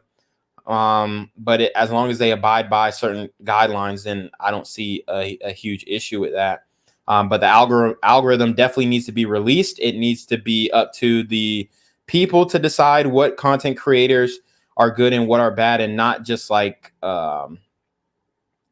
it's so superficially run. TikTok is where, I mean, these weirdos become popular, and then you know, when you do start becoming popular with conservative views, they are quick to censor you. There's videos on YouTube all over the place about TikTok censoring Christian content. So this is a real thing. All right, best effort. Ultimately, the left does not believe that all men are created equal. They think they are special. They certainly don't think all people have an unalienable right to pursue the good life. They think only they themselves have such a right, along with a moral responsibility to make decisions for everyone else. They don't think any citizen, state, business, church, or charity should be allowed any freedom until they first bend the knee. This book, this agenda, the entire Project 2025 is a plan to unite the conservative movement and the American people against elite rule and woke culture warriors. Our movement has not been united in recent years, and our country has paid the price. In the past decade, though, the breakdown of the family, the rise of China, the Great Awakening, big tech's abuses, and the erosion of the constitutional accountability in Washington have rendered these divisions not just inconvenient, but politically suicidal. Every hour, the left directs federal policy and elite institutions. Our sovereignty, our Constitution, our families, and our freedom are a step closer to disappearing. Conservatives have just 2 years and one shot to get this right. With enemies at home and abroad, there is no margin for error. Time is running short. If we fail, the fight for the very idea of America may be lost. But we should take this small window of opportunity we have left to act with courage and confidence, not despair. The last time our nation and movement were so near defeat, we rallied together behind a great leader and great ideas, transcended our differences, rescued our nation, and changed the world. It's time to do it again. Now, as then, we know who we are fighting and what we are fighting for our republic, our freedom, and for each other. The next conservative president will enter office on January 20th, 2025 with a simple choice: greatness or failure. It will be a daunting test, but no more so than every generation of Americans has faced and passed. The conservative promise represents the best effort of the conservative movement in 2023 and the next conservative president's last opportunity to save our republic. So that was the forward. I don't see any problem with that. I'm rocking with 2025 so far. I'm rocking with P 2025 so far. And you know, Trump distanced himself at his last rally in Grand Rapids from 2025, Project 2025. And, you know, it could have been a political decision. It could have been that he went over the document, or maybe people in his ear telling him something that it's not. But I know for a fact that people on Twitter have not read the document, have no idea what the fuck they're talking about. And all they do is just watch mainstream media, and the mainstream media is telling them shit. So I'm not mad at Project 2025 so far. All right, let's see. This is section 1. I just want to make sure. Okay, so they're talking about the cabinet. All right. This is going to be interesting. Guys, make sure you hit that Cash App. Make sure you hit that PayPal. Lord have mercy. I know nobody has ever read this live stream straight through. We are going to have to take a quick break here because I do have to take my dog out. He's whining. So I will take the dog out. And then once we do that, we will come right back and read section 1 of Project 2025. So far, so good. Let me know what you guys think in the comments section. Yo, what's good, BGZM News 17 family? I'm at the corner of Jesse Jackson and Marcus Garvey, and I got some bad news for you. As you can see, I lost my job. I'm out here living in cardboard boxes outside of boarded up vacant homes. YouTube said I'm done getting money out here in these streets. They even took my funky ass suit. So anything right now would help. So go ahead and hit that Cash App, hit that PayPal, hit that GoFundMe. Hell, cop the merch. Or if you want to make the long-term commitment to the Jinquavius Jackson Fund, join the Patreon so that I can continue to put out top-notch content each and every day. Also, check out the Rumble. where there is absolutely no censorship. Link in the description box below. Hey, yo, ain't that nigga did Quavius? Yo, I recognize. No, that's not me no more. Hey, yo, run your pop. Y'all killing me with this shit. Do the opposite of Antonio Brown and take What all your more do you want from me?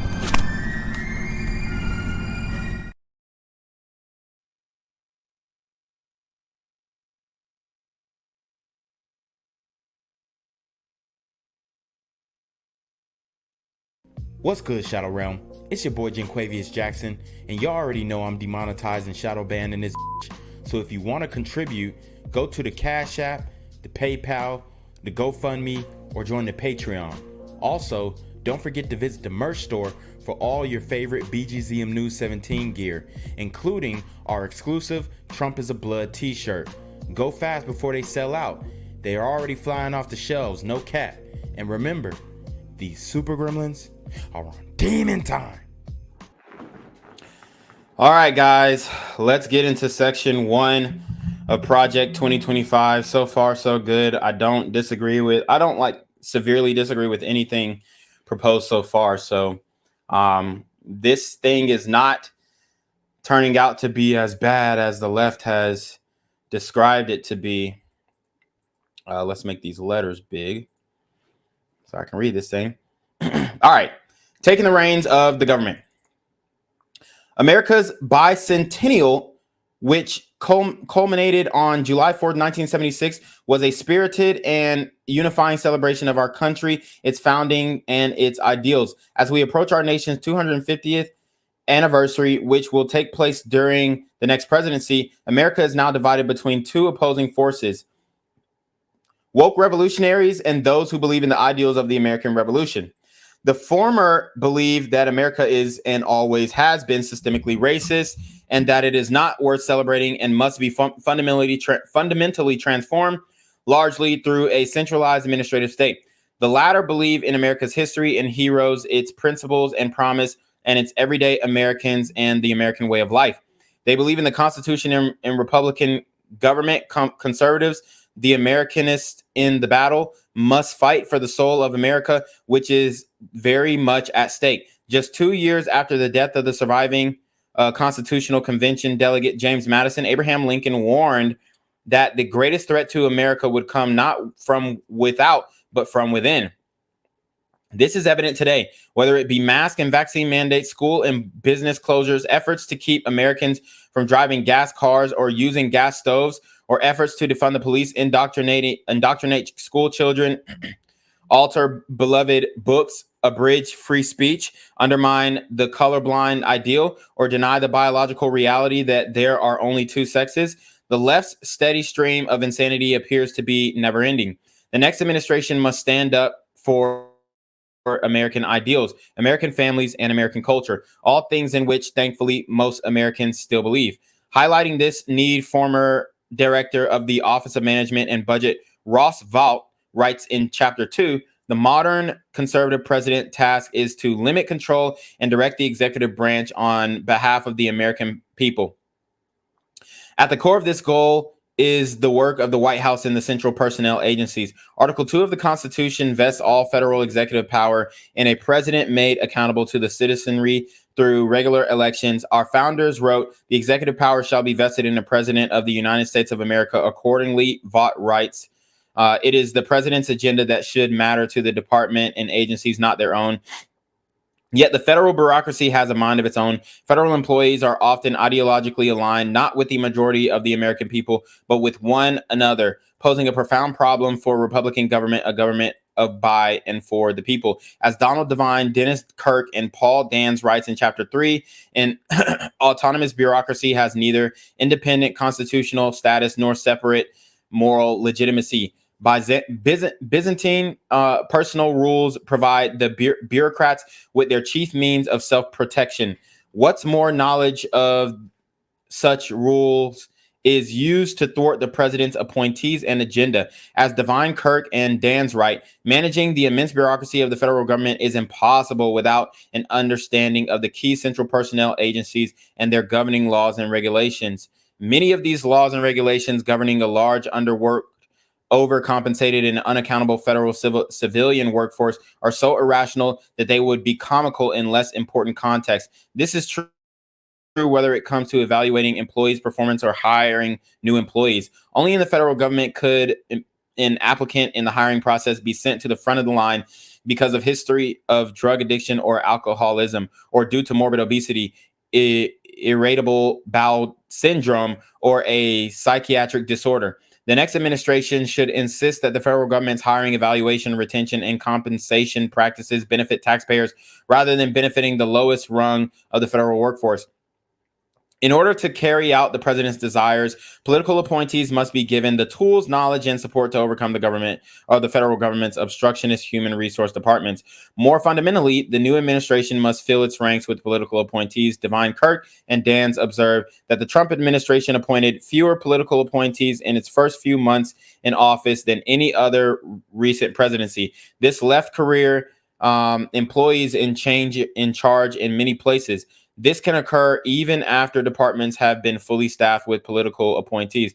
Vaught writes that the White House Office of Management and Budget should establish a reputation as the keeper of commander's intent, yet OMB is dominated by career employees who often try to overrule political appointees surviving in the various executive departments. Empowering political appointees across the administration is crucial to a president's success.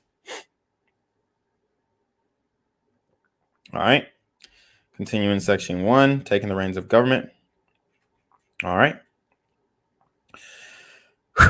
Deep breath. Above all, the president and those who serve under him or her must be committed to the Constitution and rule of law. This is particularly true of a conservative administration which knows that the president is there to uphold the Constitution, not the other way around. If a conservative administration does not respect the Constitution, no administration will. In Chapter 1, former Deputy Chief of Staff to the President, Rick Dearborn, writes that the White House counsel must take seriously the duty to protect the powers and privileges of the president from encroachments by Congress, the judiciary, and the administrative components of the department and agencies. Equally important, the president must enforce the Constitution and laws as written rather than proclaiming new law unilaterally. Presidents should not issue mask or vaccine mandates, arbitrarily transfer student loan debt, or issue monarchical mandates of any sort. Legislators make the laws in a republic, not executives. It is crucial that all three branches of the federal government respect what Madison called the double security to our liberties, the separation of powers among the three branches of and the separation of powers between the federal government and the states. This double security has been greatly compromised over the years.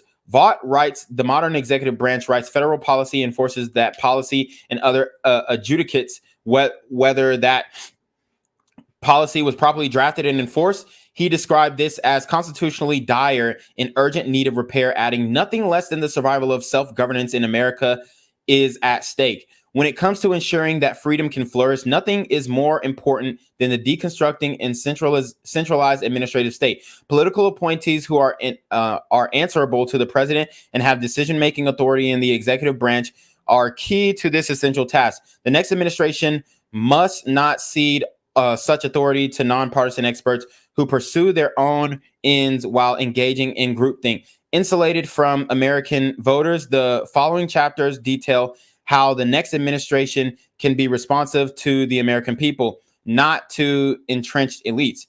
How it can take care that all the laws are faithfully executed, not merely those that the president desires to see executed. And how it can achieve results and not be stymied by an unelected bureaucracy. So sounds good. I definitely agree with destroying the bureaucratic state. These are the same agencies that got President Trump shot. Let's keep it a buck. These are the same agencies like the FBI that, got MLK killed, basically took part in killing Martin Luther King. And that's a fact.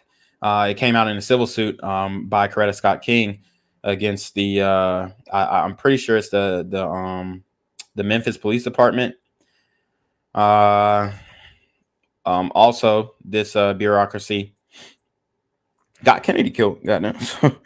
I mean, look, man, these people got too much power, bro. It's just you can't argue against that. And the people are being taxed to death.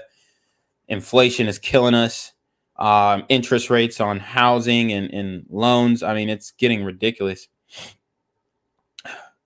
From popular culture to academia, the American presidency has long been a prominent fixture of the national imagination, naturally so, since it is the beating heart of our nation's power and prestige. It has played, for instance, a feature role in innumerable movies and television shows, and has been prodded, analyzed, and critiqued by countless books, essays, and studies. But like nearly everything else in life, there is no substitute for firsthand experience, which this manual has compiled from the experience of presidential appointees and provides in accessible form for future use.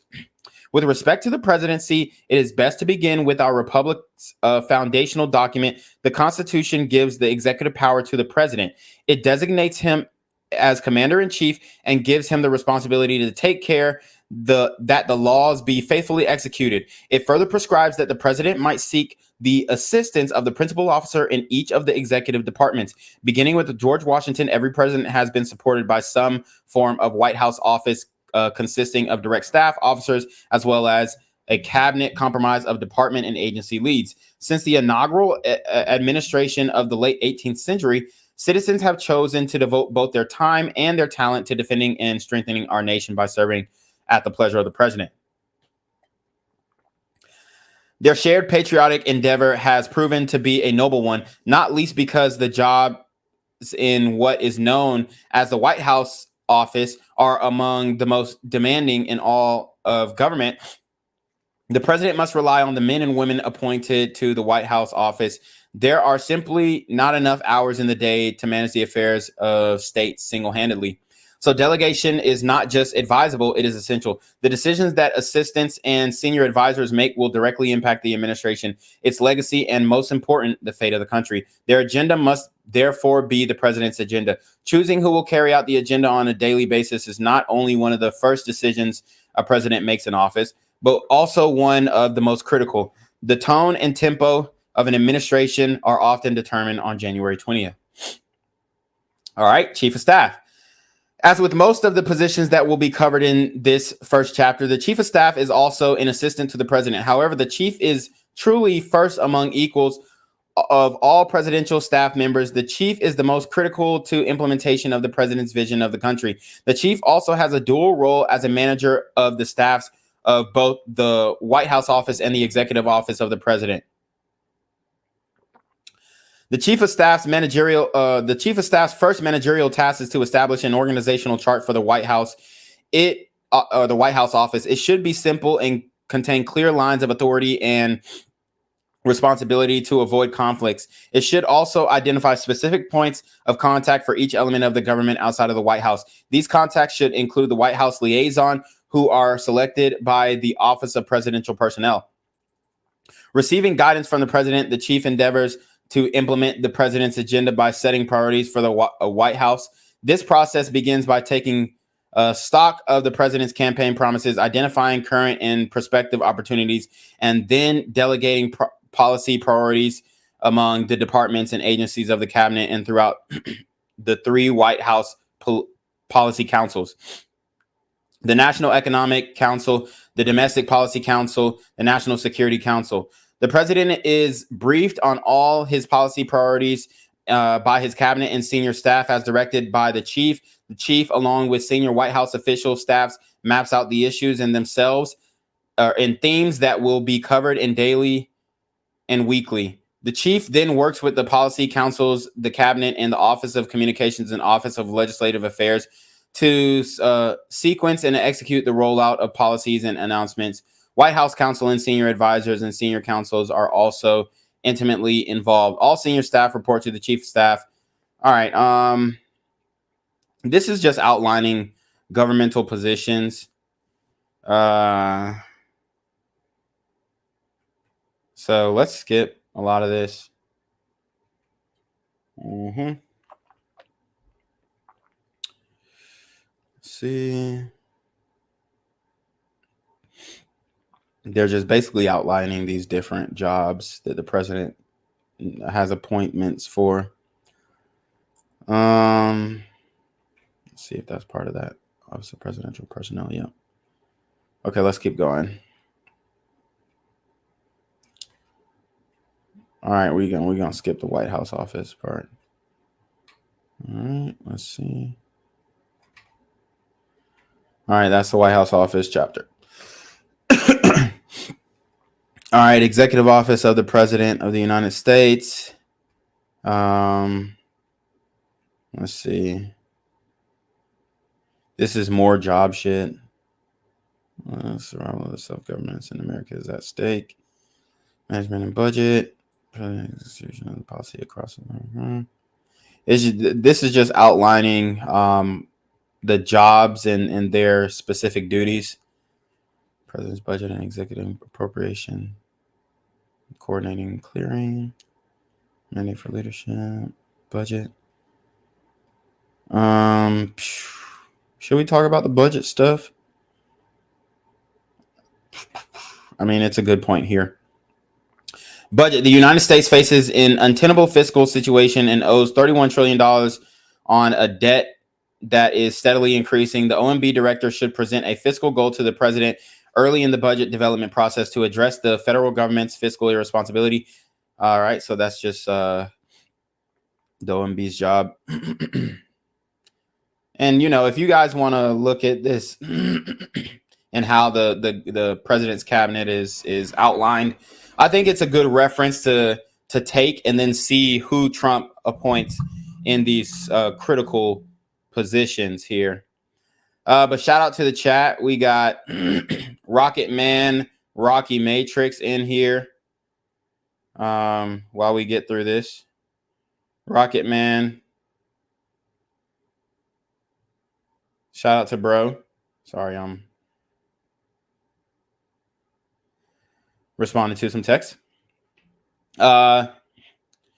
He says TikTok ban is not good. YouTube isn't free speech friendly. Sorry. Yes, I mean I agree with you, Rocket Man. Or yeah. Anthony Huber, I'm not seeing any right-wing extremism. Yep, nope. Beast Life over 50. It sounds good to me so far. Yep, it does. Gliding Mud Shark, Roger, you're rough, my guy.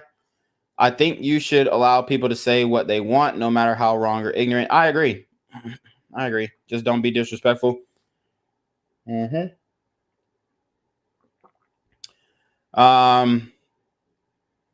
Life over 50, answering your Cash App question. Yes, but the Autumn Saints tag still works.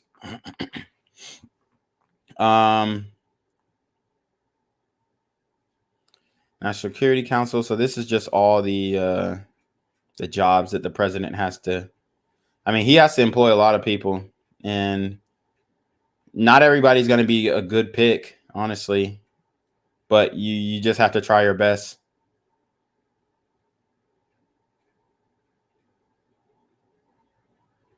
Yeah, I had to link my business account to my Cash App, so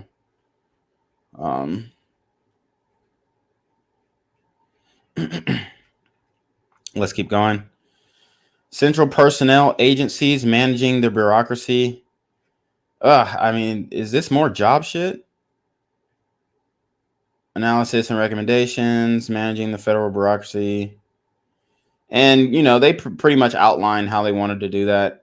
Merit hiring, a merit system. So you see merit hiring, merit system. I like that. Okay. The centrality of performance appraisal in the meantime. It's managed the workforce. It has been. He's basically outlining how these jobs are performed. Merit pay. That's good. Making the appeals process work. Good as well. Making civil service benefits economically and administratively rational. Okay. Market-based pay and benefits. Agreed. Reforming federal recruitment benefits. Federal recruitment benefits. Okay. GSA, landlord and contract management, General Service Administration. Reductions in the force, reducing the number of federal employees. Yep. So I agree with that. All right, let's see what they want to do about this. Reducing the number of federal employees seems an obvious way to reduce the overall expense of the civil service, and many prior administrations have attempted to do this. President Bill Clinton and Barack Obama began their terms, as did Ronald Reagan and Donald Trump, by mandating a freeze on the hiring of new federal employees. But the efforts did not lead to permanent and substantive reductions in the number of non-defense federal employees. First, it is a challenge even to know which workers to cut. As mentioned, there are 2 million federal employees, but since budgets have exploded, so has the total number of personnel, with nearly 10 times more federal contractors than federal employees. Contractors are less expensive, but they are not entitled to high government pensions or benefits and are easy to fire and discipline. In addition, millions of state government employees work under federal grants and effect administrating federal programs. These cannot be cut directly. Cutting federal employment can be helpful and can provide a simple story to average citizens, but cutting functions, levels, funds, and grants is much more important than setting simple employment size. Simply reducing numbers can actually increase costs. OMB instructions following President Trump's employment freeze told agencies to consider buyout programs encouraging early retirements in order to shift costs from current budgets in agencies to the retirement system and minimize the number of personnel fired. The Environmental Protection Agency immediately implemented such a program, and OMB urged the passage of legislation to increase payout maximums from $25,000 to $40,000 to further increase spending under the cuts. President Clinton's OMB had introduced a similar buyout that cost the Treasury $2.8 billion, mostly for those who were going to retire anyway. Moreover, when a new employee is hired to fill a job recently vacated in a buyout, the government for a time is paying two people to fill one job. What is needed at the beginning is a freeze on all top career position hiring to prevent burrowing in by outgoing political appointees. Moreover, 4 factors determine the order in which employees are protected during layoffs: tenure, veterans' preference, seniority, and performance in the order of importance. Despite several attempts in the House of Representatives during the Trump years to enact legislation that would modestly increase the weight given to performance over time of service, the fierce opposition by federal managers associations and unions representing long-serving but not necessarily well-performing constituents explain why the bill fails to advance. A determined president should insist that performance be first and be wary of costly types of reductions in force. Impenetrable bureaucracy. Just some more about breaking that bureaucracy down. Creating a responsible career management service. All right. Managing personnel in a union environment. So that firing of the federal employees is a big thing that the mainstream media talks about. So I wanted to read that out. And it makes perfect sense. Awarding people based off of merit and not longevity in that role, because obviously you have people who have been in these roles for long times and they suck and they're selling the American people out. Fully staffing the ranks of political appointees. A reform bureaucracy. So, okay. Looking to get into more policy. The common defense. All right. So we're talking about war here.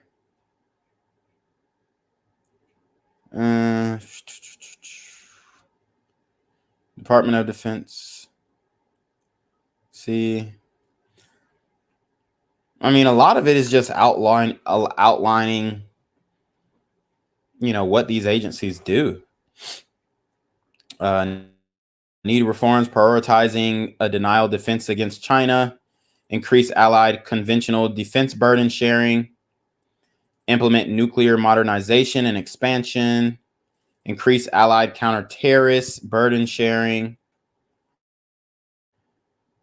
DoD acquisition and sustainment.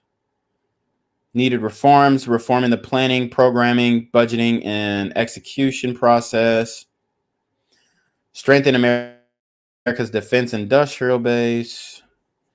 Optimize the DoD acquisition community. DoD research, development, tests, and evaluation. I'm looking for more cultural impacts. Although this sounds good, it sounds fine. Needed reforms, champion, engage, and focus the American innovation ecosystem. So yeah, the way you do that is release all these technology patents. So there's so many patents on technology the government owns and it has bought out from inventors and scientists, and you have to release the advanced technology, that is not going to put the country in harm's way. Certain shit I guess you have to keep behind, but stuff that will greatly improve life, I believe, are concealed under U.S. patents that they own, and there are certain inventions that are being stymied, suffocated, smothered in the bureaucracy, and the government's using them, and the people have no access to them. And these inventions would significantly improve the day-to-day life of the American people. So we definitely need to do that. Improve the rapid development of technology to the battlefield. Develop a framework to protect the RDT and enterprise from the foreign exploitation. DoD foreign military sales. Needed reforms. Emphasize exportability with U.S. procurements. End informal congressional notification. Minimize barriers to collaboration. Reform the FMS contracting process. DoD personnel. Needed reforms. Rescue recruiting and retention. Restore standards of lethality and excellence. Shout out to B. Coleman with the $10 Cash App. I appreciate that, bro. He's definitely rocking along with this breakdown of Project 2025. Hold on. Hello? Where we at? Oh, you want to know where I'm at? We outside! All right. Eliminate politicization, reestablish trust and accountability, and restore faith to the force. All sounding pretty good there. Value the military family. Reduce the number of generals. Rank creep is pervasive. Okay, I like that. The number of 0 to 6 to 0 to 9 officers is at an all-time high across the armed services, above World War II levels, and the actual battlefield experience of these officer corps is at an all-time low. The next president should limit the continued advancement of many of the existing cadre, many of whom have been advanced by prior administrations for reasons other than their warfighting prowess. DoD intelligence, national defense, improve the intelligence process, expand the integration of intelligence activities, restore accountability and public trust. I still have yet to see any racist rhetoric or far right-wing rhetoric. Eliminate peripheral intelligence obligations that do not advance military readiness. I mean, a lot of this is just common sense. Rebuild the Army. Focus on deployability and sustained operations. Transform Army culture and training. Yes, definitely need that because we got a whole bunch of pansies in the Army, in the military. They're talking about the U.S. Navy. Invest and expand force structure. Reestablish the General Board. Establish a rapid capabilities office. Accelerate the purchase of key munitions. Enhance warfighter development. U.S. Air Force. We're just getting the branches of the military. Needed reforms. Increase spending and budget accuracy in line with a threat-based strategy. So that I definitely agree with that. Reduced our budget needs to be based off of, okay, what threats are we facing? Like, we can't just be spending money on threats that aren't immediate or, within I guess like a 5-10 year span. I mean, we can't, obviously building the military is good, employing servicemen, but we definitely have too much military spending getting all around, going on all around the globe. Reduce near-term and mid-term risks. Invest in future Air Force programs and efforts. U.S. Marine Corps. So Needed reforms, divest systems to implement the Force Design 2030 transformation.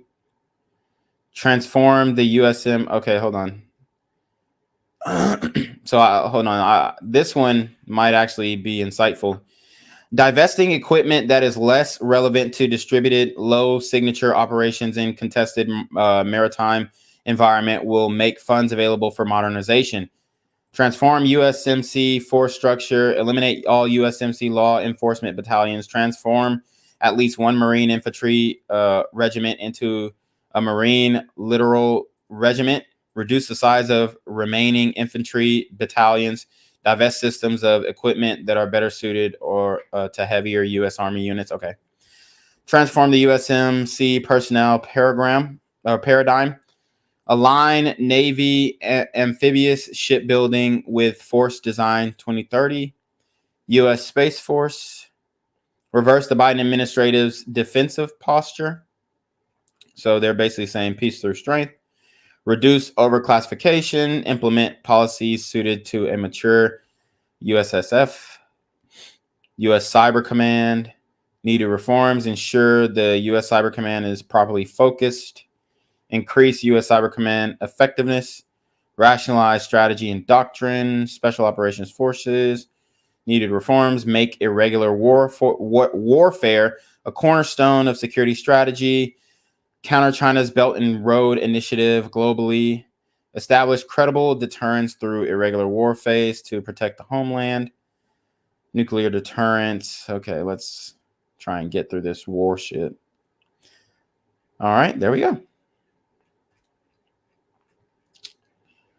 All right.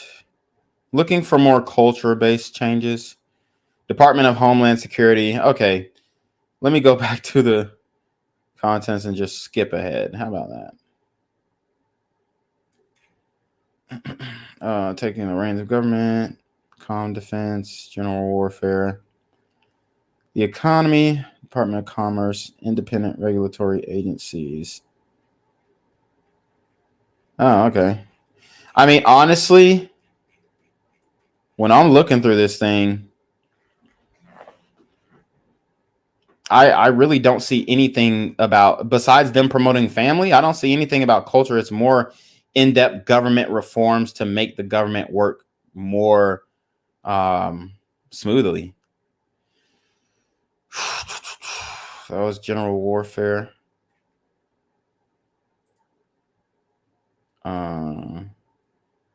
Department of Veterans Affairs. This table of contents is a little confusing though, because they're using the Roman numerals as page numbers, which, okay, that's fine, but shit, it gets you thrown off.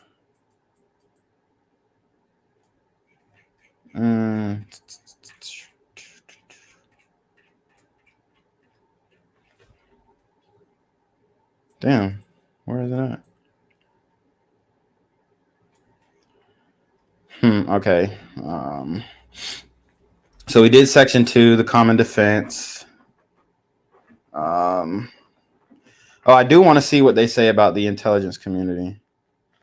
Mission statement: to arm a future incoming conservative president with the knowledge and tools necessary to fortify the United States intelligence community, to defend against all foreign enemies and ensure the security and prosperity of our sovereign nation, devoid of all political motivations, and to maintain constitutional civil liberties. The overview: the United States intelligence community is a vast, intricate bureaucracy spread throughout 18 independent and cabinet sub-agencies. According to the Office of the Director of National Intelligence, the IC's mission is to collect, analyze, and deliver foreign intelligence and counterintelligence information to America's leaders so that they can make sound decisions to protect our country. An incoming conservative president needs to use these intelligence authorities aggressively to anticipate and thwart our adversaries, including Russia, Iran, North Korea, and especially China. While maintaining counterterrorism tools that have demonstrated their effectiveness, this means empowering the right personnel to manage, build, and effectively execute actions dispersed through the IC to deliver intelligence in ever-changing world. It also means removing redundancies, mission creep, and IC infighting that could prevent these collection tools from providing objective, apolitical, and empirically backed intelligence to the IC's premier customer, the President of the United States. Today, as Abraham Lincoln famously said, the occasion is piled high with difficulty, and we must rise with occasion. We must think anew and act. All right. Office of the Director of National Intelligence. Okay, the ODNI was established in the aftermath of the attack of 9/11 and intelligence failures leading up to the 2003 U.S. war in Iraq. The office and its functions stem from authorities established under under executive orders promulgated by President George W. Bush, followed by statutory authorizations in the Intelligence Reform Terrorism Prevention Act of 2004. Proponents of ODNI hoped to establish reforms similar to the Goldwater-Nichols Department of Defense reforms of the 1980s, which identified recurring problems with DoD's command and control architecture and led to unified combatant commands with the chairman of the Joint Chiefs of Staff as the senior ranking member of the armed forces and principal military advisor to the president. The ODNI has envisioned as a small but powerful IC coordinating agency led by a director of national intelligence as the president's principal intelligence advisor. The DNI would lead and provide oversight to the president's intelligence authorities while wielding a cudgel budget and appointment authorities to break institution silos that had caused past intelligence integration failures. Wow. I mean, I'm seriously trying to find any racial white supremacist rhetoric in this document. I mean, it's just not here, bro. It's not here. Where is it? Like, what's going on, man? I thought this was gonna be a, some Willie Lynch theory type shit. The fuck is going on? I'm really not seeing it, guys. I'm sorry, community. The mainstream media definitely lied to you. I mean, and let me go back to the table of contents because I am genuinely trying to find any racial rhetoric at all. Ugh. Jesus. All right. And we only got about 18 more minutes. So I want to get to something juicy, but I mean, Department of Defense, Department of Homeland Security, Department of State, intelligence community, media agencies. Okay, media agencies. This might be why the media hates it. All right. Media agencies. Mission statement. The mission of the United States agency and global media is to inform, engage, and connect people around the world in support of freedom and democracy. However, this mission statement does not reflect the current work of the agency. The mission is noble, but the execution is lacking. To fulfill its mission, USAGM should also aim to present the truth about America and American policy, not parrot Americans' adversaries' propaganda and talking points. Originally formed as the Broadcasting Board of Governors in 1994, the BBG changed its name in 2018 to the United States Agency for Global Media. The USAGM is a sub-cabinet agency of the U.S. government with a budget of under $1 billion. The agency oversees two government broadcasting networks, the Voice of America and the Office of Cuba Broadcasting. USAGM also oversees 100% of the grant funding for several independent grantee organizations, including the Middle East Broadcasting Network, Radio Free Asia, Radio Free Europe, Radio Liberty, and the newly formed Open Technology Fund. The Voice of America provides news and information in 48 languages to a weekly audience of more than 326 million people worldwide. For more than 80 years, VOA journalists has applied news and information about the U.S. audience, specific regions of interest and concern, and the world at large. VOA radio and television signals are broadcast to approximately 3,500 affiliates, and satellite transmissions reach countries where free speech is banned or where civil society is under threat. VOA uses digital web and mobile media as well, which, while sometimes useful in propagating valuable information globally, has created specific violations of the agency's prohibition against broadcasting to the domestic U.S. audience, particularly with regard to flagrantly political content, as has been the practice with recent and current VOA content directors and managers. The network once had a generally well-received brand value, but it is deteriorated under decades of poor leadership and a loss of its once prized unbiased reporting. There are bright spots within VOA, but mismanagement and declining production values have diluted its once great reputation as a singular voice in American news broadcasting abroad. Okay. I mean, I really don't see. I mean, government agency, media outlets, obviously we don't rock with in the beginning, but I don't see how that's radical. These institutions are already there. They're just saying, let's make them work more unbiasedly and less politically swayed, and just depict the truth.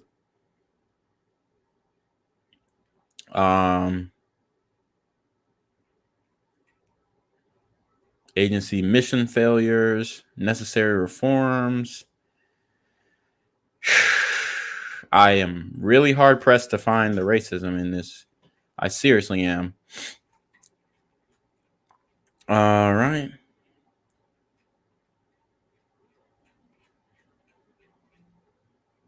Yeah, I'm not seeing it, man. I'm just not. Let's go back to the table of contents and jump around here. I mean, honestly, we don't even have to read the whole document because most of it is just administrative shit. It's not even giving a direction. It's saying this is the governmental organization. This is how it should run. This is how it's running now. That's literally all that they're saying here. Department of State, intelligence community, media agencies. We talked about that. Agency for International Development, Department of Agriculture, Department of Education. And they kind of gave us a breakdown of what they believe in Department of Education. And I think a lot of people are really harping on Department of Education and the downsizing of that. So let's get into that. Department of Education. The mission, federal education policy should be limited, and ultimately the federal Department of Education should be eliminated. When power is exercised, it should empower students and families, not government. In our pluralistic society, families and students should be free to choose from a diverse set of school options and learning environments that best fit their needs. Our post-secondary institutions should also reflect such diversity, with room for not only traditional liberal arts colleges and research universities, but also faith-based institutions, career schools, military academies, and lifelong learning programs. Elementary and secondary education policies should follow the path outlined by Milton Friedman in 1955, wherein education is publicly funded, but education decisions are made by families. Ultimately, every parent should have the option to direct his or her child's share of education funding through an education savings account funded overwhelmingly by the state and local taxpayers, which would empower parents to choose a set of education options that meet their child's unique needs.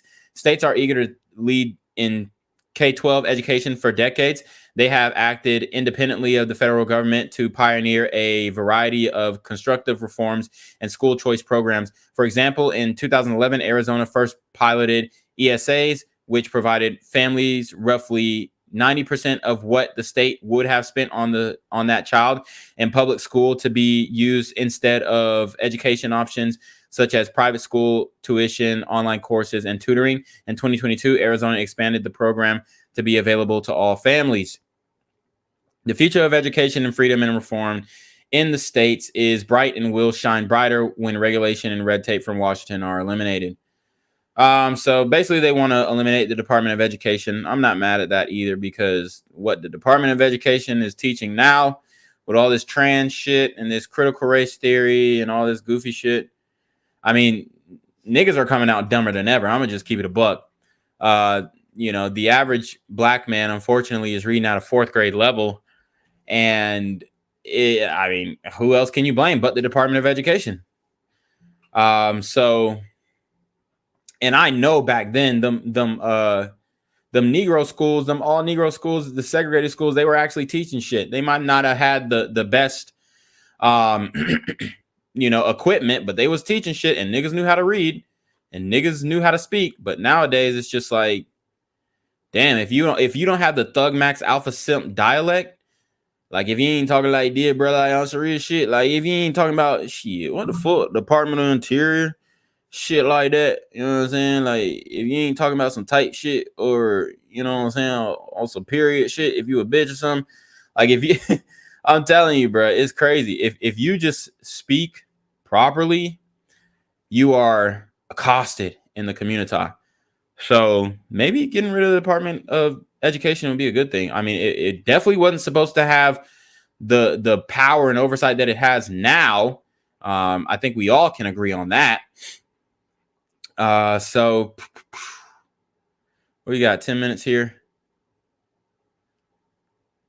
All right. Department of Energy, Environmental Protection Agency. I'm trying to look at more cultural.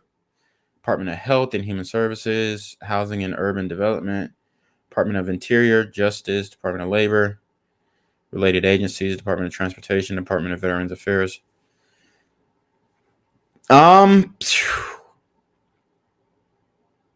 Federal Reserve. Oh, let's see what they say about the Federal Reserve.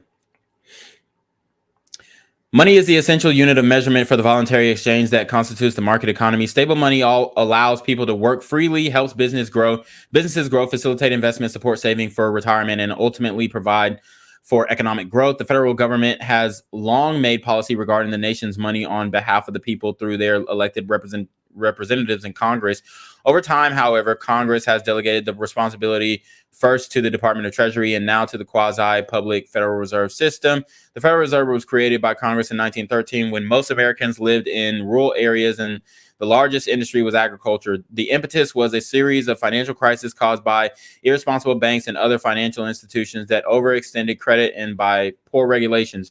The architects of the Federal Reserve believed that quasi-public clearinghouse acting is as lender of last resort would reduce financial instability and end severe recessions. However, the Great Depression of the 1930s was needlessly prolonged in part because of the Federal Reserve's inept management of the money supply.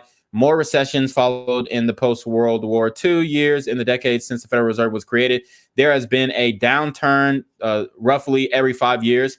This monetary dysfunction is related in part to the impossibility of fine-tuning the money supply in real time, as well as to the moral hazard inherent in a political system that has demonstrated a history of bailing out private firms when they engage in excess in speculation.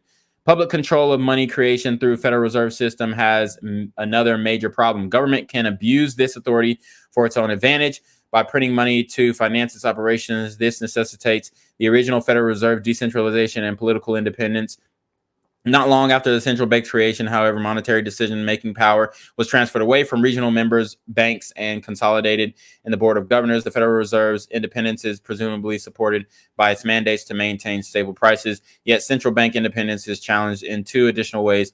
First, like any other public institution, the Federal Reserve corresponds to the potential of political oversight when faced with challenges. Consequently, its independence in conducting monetary policy is more assured when the economy is experiencing sustained growth and when there is low employment and price stability, but less so in a crisis. Additionally, political pressure has led the Federal Reserve to its power to regulate banks as a way to promote politically favorable initiatives, including those aligned with environmental, social, and governance objectives.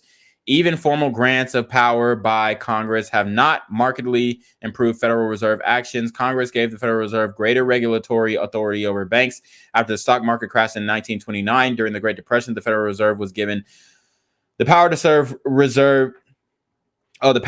reserve requirements on banks and to regulate loans for the purchase of securities. During the stagflation of the 1970s, Congress expanded the Federal Reserve's mandate to include maximum employment, stable prices, and moderate long-term interest rates. In the wake of the 2008 global financial crisis, the Federal Reserve's banking and financial regulatory authorities were broadened even further. The Great Recession also led to innovations by the central bank, such as additional large-scale asset purchases. Together, the expansions have created significant risks associated with too big to fail financial institutions and have facilitated government debt creation. Collectively, such developments have eroded the Federal Reserve's economic neutrality, in essence, because of its vastly expanded discretionary powers with respect to monetary and regulatory policy. The Fed lacks both operational effectiveness and political independence. To protect the Federal Reserve's independence and to improve monetary policy outcomes, Congress should limit its mandates to the sole objective of stable money. The chapter provides a number of options aimed at achieving these goals, along with the costs and benefits of the policy recommendations. These recommended reforms are divided into two parts: broad institutional changes and changes involving the Federal Reserve's management of the money supply. So they want to make broad institutional changes to the Federal Reserve. I think we should just get rid of the Federal Reserve altogether, go back to a gold standard. The power of the purse, it should be delegated back to Congress, and they need to agree on spending bills. They also need to agree on, just regulating monetary policy, and that's how we do it. Otherwise, just let the free market go. I don't see why we need to heavily, obviously there should be some regulations on banks for sure, but we don't have to set the money supply. The money supply should be based off of intrinsic value, which is based off of maybe a precious metal or maybe military or whatever, or oil production. All these things, right now we're on a petrodollar standard as well. So, you can use different methods to set the money supply, but we definitely need to get back on some type of standard so that you can't just continue to inflate. But yeah, I really don't think that we should have a Federal Reserve in the first place. And if we do have a Federal Reserve, it should be ran by the government, even though I know, it should be ran by a competent and informed government. And they all should be, mandated to be CPAs, and they need to have a background in finance or something like that. But that concludes our time today. I definitely want to get into more parts of this document, but so far I have not seen anything, not one thing that is racist in Project 25. I haven't seen one thing. The only thing that could have been deemed as racist were the facts that they were presented about the Black community, and that's not racist. It just hurts. It's not racist. It just hurts. Okay, there's a difference. It hurts that, the fact of the matter is 70% of Black children are born out of wedlock. That hurts. That stings. But does that make it racist? No. It means that something needs to change. And without group acknowledgement and group accountability, you get group failure. So I appreciate everybody joining the stream, the Project 2025, the controversial Project 2025 stream. I am going to be doing a part 2. I'm going to try and read more clauses, more passages. I am combing through this document, trying to find one racist thing. I really am. As a matter of fact, wow. So Black is mentioned 35 times in this document. So we can actually take a look at this. I got 3 minutes. All right. Black is mentioned 35 times in this document. One time it's somebody's name. The second time, we already read that. 40% of all children are born to unmarried mothers, including more than 70% of Black children.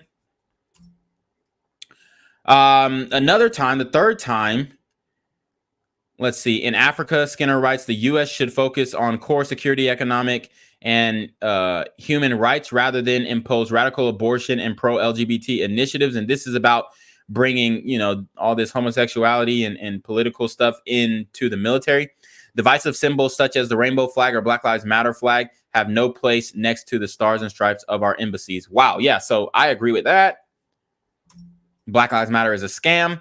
The fourth time it's mentioned is BlackRock. Okay. Let's read this. When it comes to China, Skinner writes that a policy of compete where we must, but corporate where we can has demonstrably failed. The People's Republic of China aggressive behavior, she writes, can only be curbed through external pressure. Efforts to protect or excuse China must be stopped. She observes many were quick to dismiss even the possibility of COVID escape from the Chinese research laboratory. Meanwhile, Skinner writes, global leaders, including President Joe Biden, have tried to normalize or even laud Chinese behavior. She adds, in some cases, these voices like global corporations, giants, BlackRock, and Disney, or the National Basketball Association directly benefit from doing business with Beijing. Ooh, that was a bar. Okay, the use of Blackie's warrants should be operationalized with ICE. So this is somebody's name. Okay, and this, I guess the warrant is named after somebody. Blackie's warrants, here it is. 6th time Black is mentioned. And this is just Department of Homeland Security terminology. This is not something Project 2025 created. Black letter implementation of this law. BlackRock again. Blackmail.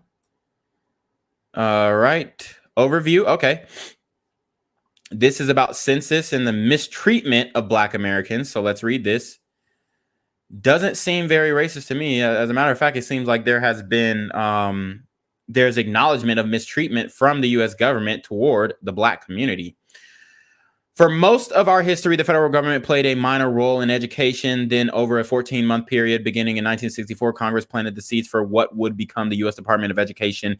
In July of that year, President Lyndon B. Johnson signed into law the Civil Rights Act of 1964 after Congress reached a consensus that the mistreatment of Black Americans was no longer tolerable and merited a federal response. In this case of the Elementary School Education Act of 1965 and the Higher Education Act of 1965, Congress sought to improve educational outcomes for disadvantaged students by providing additional compensatory funding for low-income children and lower-income college students. The 12th time Black funding to institutions should be block granted and narrowed to historically Black colleges and universities and tribally controlled colleges. So they're saying that they want to give funds to HBCUs. School would be in violation of federal law for treating Black and white students differently. This is about the Department of Education. Let's see. Under the Obama administration, schools were at risk of losing federal funding if they treated Black and white students equally, but had aggregate differences in the rates of school discipline by race. And we all know that that's BS because we know that Black kids get in trouble more. Unfortunately, this is not something that, I mean, it's just based off of what these single mothers are sending to the schools. Unfortunately, Black kids in a mixed school, if it's like 50-50 Black and white, the Black kids are going to get in more trouble, not because the school is racist, just because it, you know, niggas be getting up to more shit. It's just the reality. I mean, anybody who's been to public school can tell you that. Now, I'm not saying that white kids don't get in trouble in school, and I'm not saying that they don't do bad shit in school. I'm not saying they can't bully or anything like that. Of course they can. Of course they get in trouble. Of course they are. Of course they do. But if you want to really look at if it was, you know, blank slate equal, you get in trouble for an offense that you do, unfortunately, you're going to see a lot more Black kids getting suspended and getting ISS because their parents are just sending them to school and telling them they don't have to listen to the teacher. Like back in the day, it's like, okay, if you get in trouble in school, the teacher threatens to call your parents. In this day and age, the kids are threatening to call their own parents and saying, my mama finna come to the school and beat your ass. I mean, let's keep it a buck. And we know that Black kids are fighting in schools way more than any other race. Maybe the Mexicans are close to touching them. Maybe, but I mean, to me, it's not even close, right? I went to a majority Black high school, and every day there were fights, if not every other day, and if it is definitely every week. So, blackouts, black box. Okay.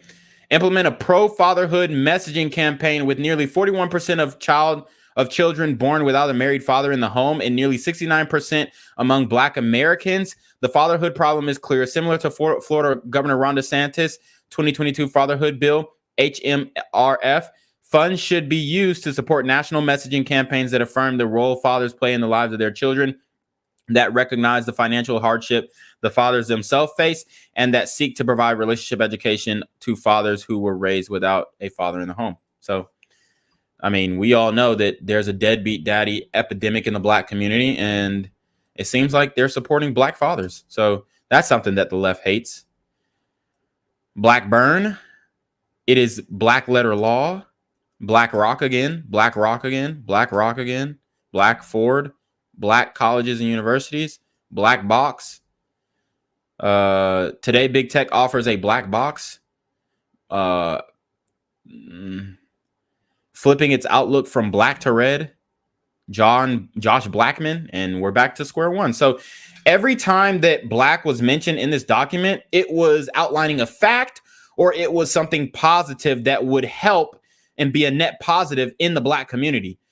I have deemed, just from my combing through so far, and we're going to do part 2 as well, I have deemed that Project 2025 is not racist. As a matter of fact, I wouldn't mind implementing a lot of these policies into the next presidency. So, Trump, maybe it's a strategic move to distance yourself from Project 2025 just because it's not your work. But I wouldn't bash them. I wouldn't, say, oh, I don't even know what the hell they are. Or I don't know. If I was Trump, I would say, if you read the whole document, it's 922 pages. It's a lot. Most of it is breaking down the responsibilities of the president's cabinet. I would say half of it is breaking down the responsibilities of the president's cabinet. And then the other half is instituting policies. But all the policies are instituting is saying, this is the department. This is how it is working now. This is how it should work. And then they also are promoting family. They are against transgenderism and and Scam Lives Matter. These political initiatives that infect our governments and create chaos and division. I'm rocking with Project 2025 so far. So from now on, I will be an advocate. I will be an advocate of Project 2025. Like all degree or documents and all ideas or proposals of ideas and government ideas, especially. I don't agree with everything, but I agree with most of it. And I don't think it's bad. I don't think it's evil. And I don't think it's racist. This is coming from a Black man who literally just read it and, sped through a lot of it. But we read it. And as a matter of fact, I comprehend better when I'm just like reading it fast out loud. Now, if I do that in my head, I'm going to be like, okay, where the fuck am I? Like, I'll get lost if I do it in my head. But yeah, man, I like reading out to you guys. Obviously, you guys are gonna critique my reading comprehension skills. I thought I did pretty good, but I slipped up a little bit. You know what I'm saying? But other than that, I like the Project 2025. If anybody asks me about it, I'm gonna say it's a good thing. I'm gonna say that they have an actual plan to make America great again. I'm gonna say that they have policies that positively benefit HBCUs. They have policies that positively benefit the Black family and the Black male father as well. He referenced Ron DeSantis bill in Florida that is empowering fathers, not only Black fathers, but fathers in general. So I think that overall Project 2025 has really good ideas. I think it's a good thing. I don't think it's racist. I don't think it's wrong. I don't think it's a threat to democracy. I think that it is plain old, boring, cookie cutter, vanilla conservative values, which I believe is what is going to save this country. So I appreciate everybody joining the stream.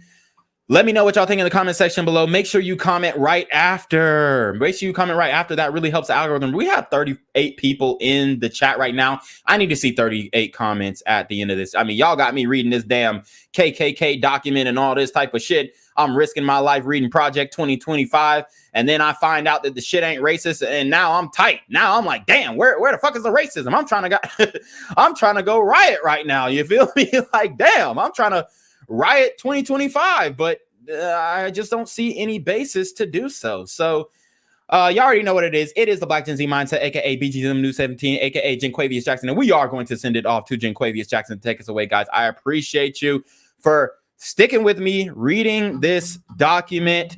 Project 2025 is not a racist plan for America. It is a mandate for leadership and a conservative promise to the American people, which I hope a lot of this gets implemented into our government, and Trump takes heed to this and he chooses his cabinet according to this document.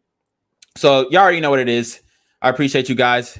Be safe out there. And remember, these super gremlins are on demon time.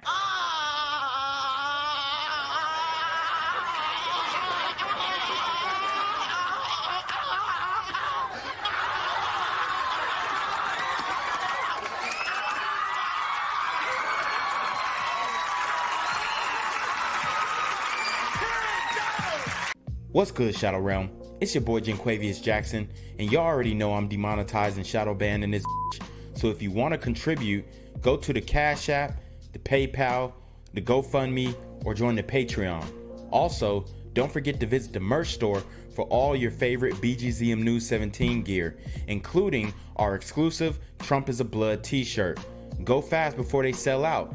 They are already flying off the shelves, no cap. And remember, these super gremlins are on demon time. I'm here on the corner of MLK and Medgar Evers, and it's a very tranquil scene compared to just a couple hours ago where a drive-by shooting just took place. Excuse me, I'm getting live updates as we speak. I've just been updated to the amount of casualties from this drive-by shooting, and I'm getting reports that 2 people were actually declared deceased and 27 others were shot and injured but are in stable condition. And although we must pray for the families of the fallen, we must also praise God for the aim of the super gremlin. If you want to know more about the victims of this crime, make sure you add BGZM News 17 on Patreon at www.patreon.com/BlackGenZMindset. Also, don't forget to like the video, share the video, subscribe to the YouTube channel, and comment on the video to continue the discussion on how we can find solutions to all this gun violence in the streets. For more hard-hitting news coverage from the community, by the community, I'm Jenquavius Jackson, here live, reporting from Atlanta, Georgia, BGZM News 17. And cut. All right, dog. Let's get the out of here before these niggas come back. Whoa. Yo! Whoa. Ain't that nigga J. Nah, that ain't me. That ain't me. He just went live That with ain't that me. funky ass Yeah, suit that's on. that nigga. That's not me. Hey, get that nigga. Jenquavius Jackson, here live, reporting from Atlanta, Georgia. Pray for me. Gang violence and other kind of violence. Guess what? I could be at work, at school, in my car, and I can still get shot by the police. But I can get shot anywhere. So it is what it is.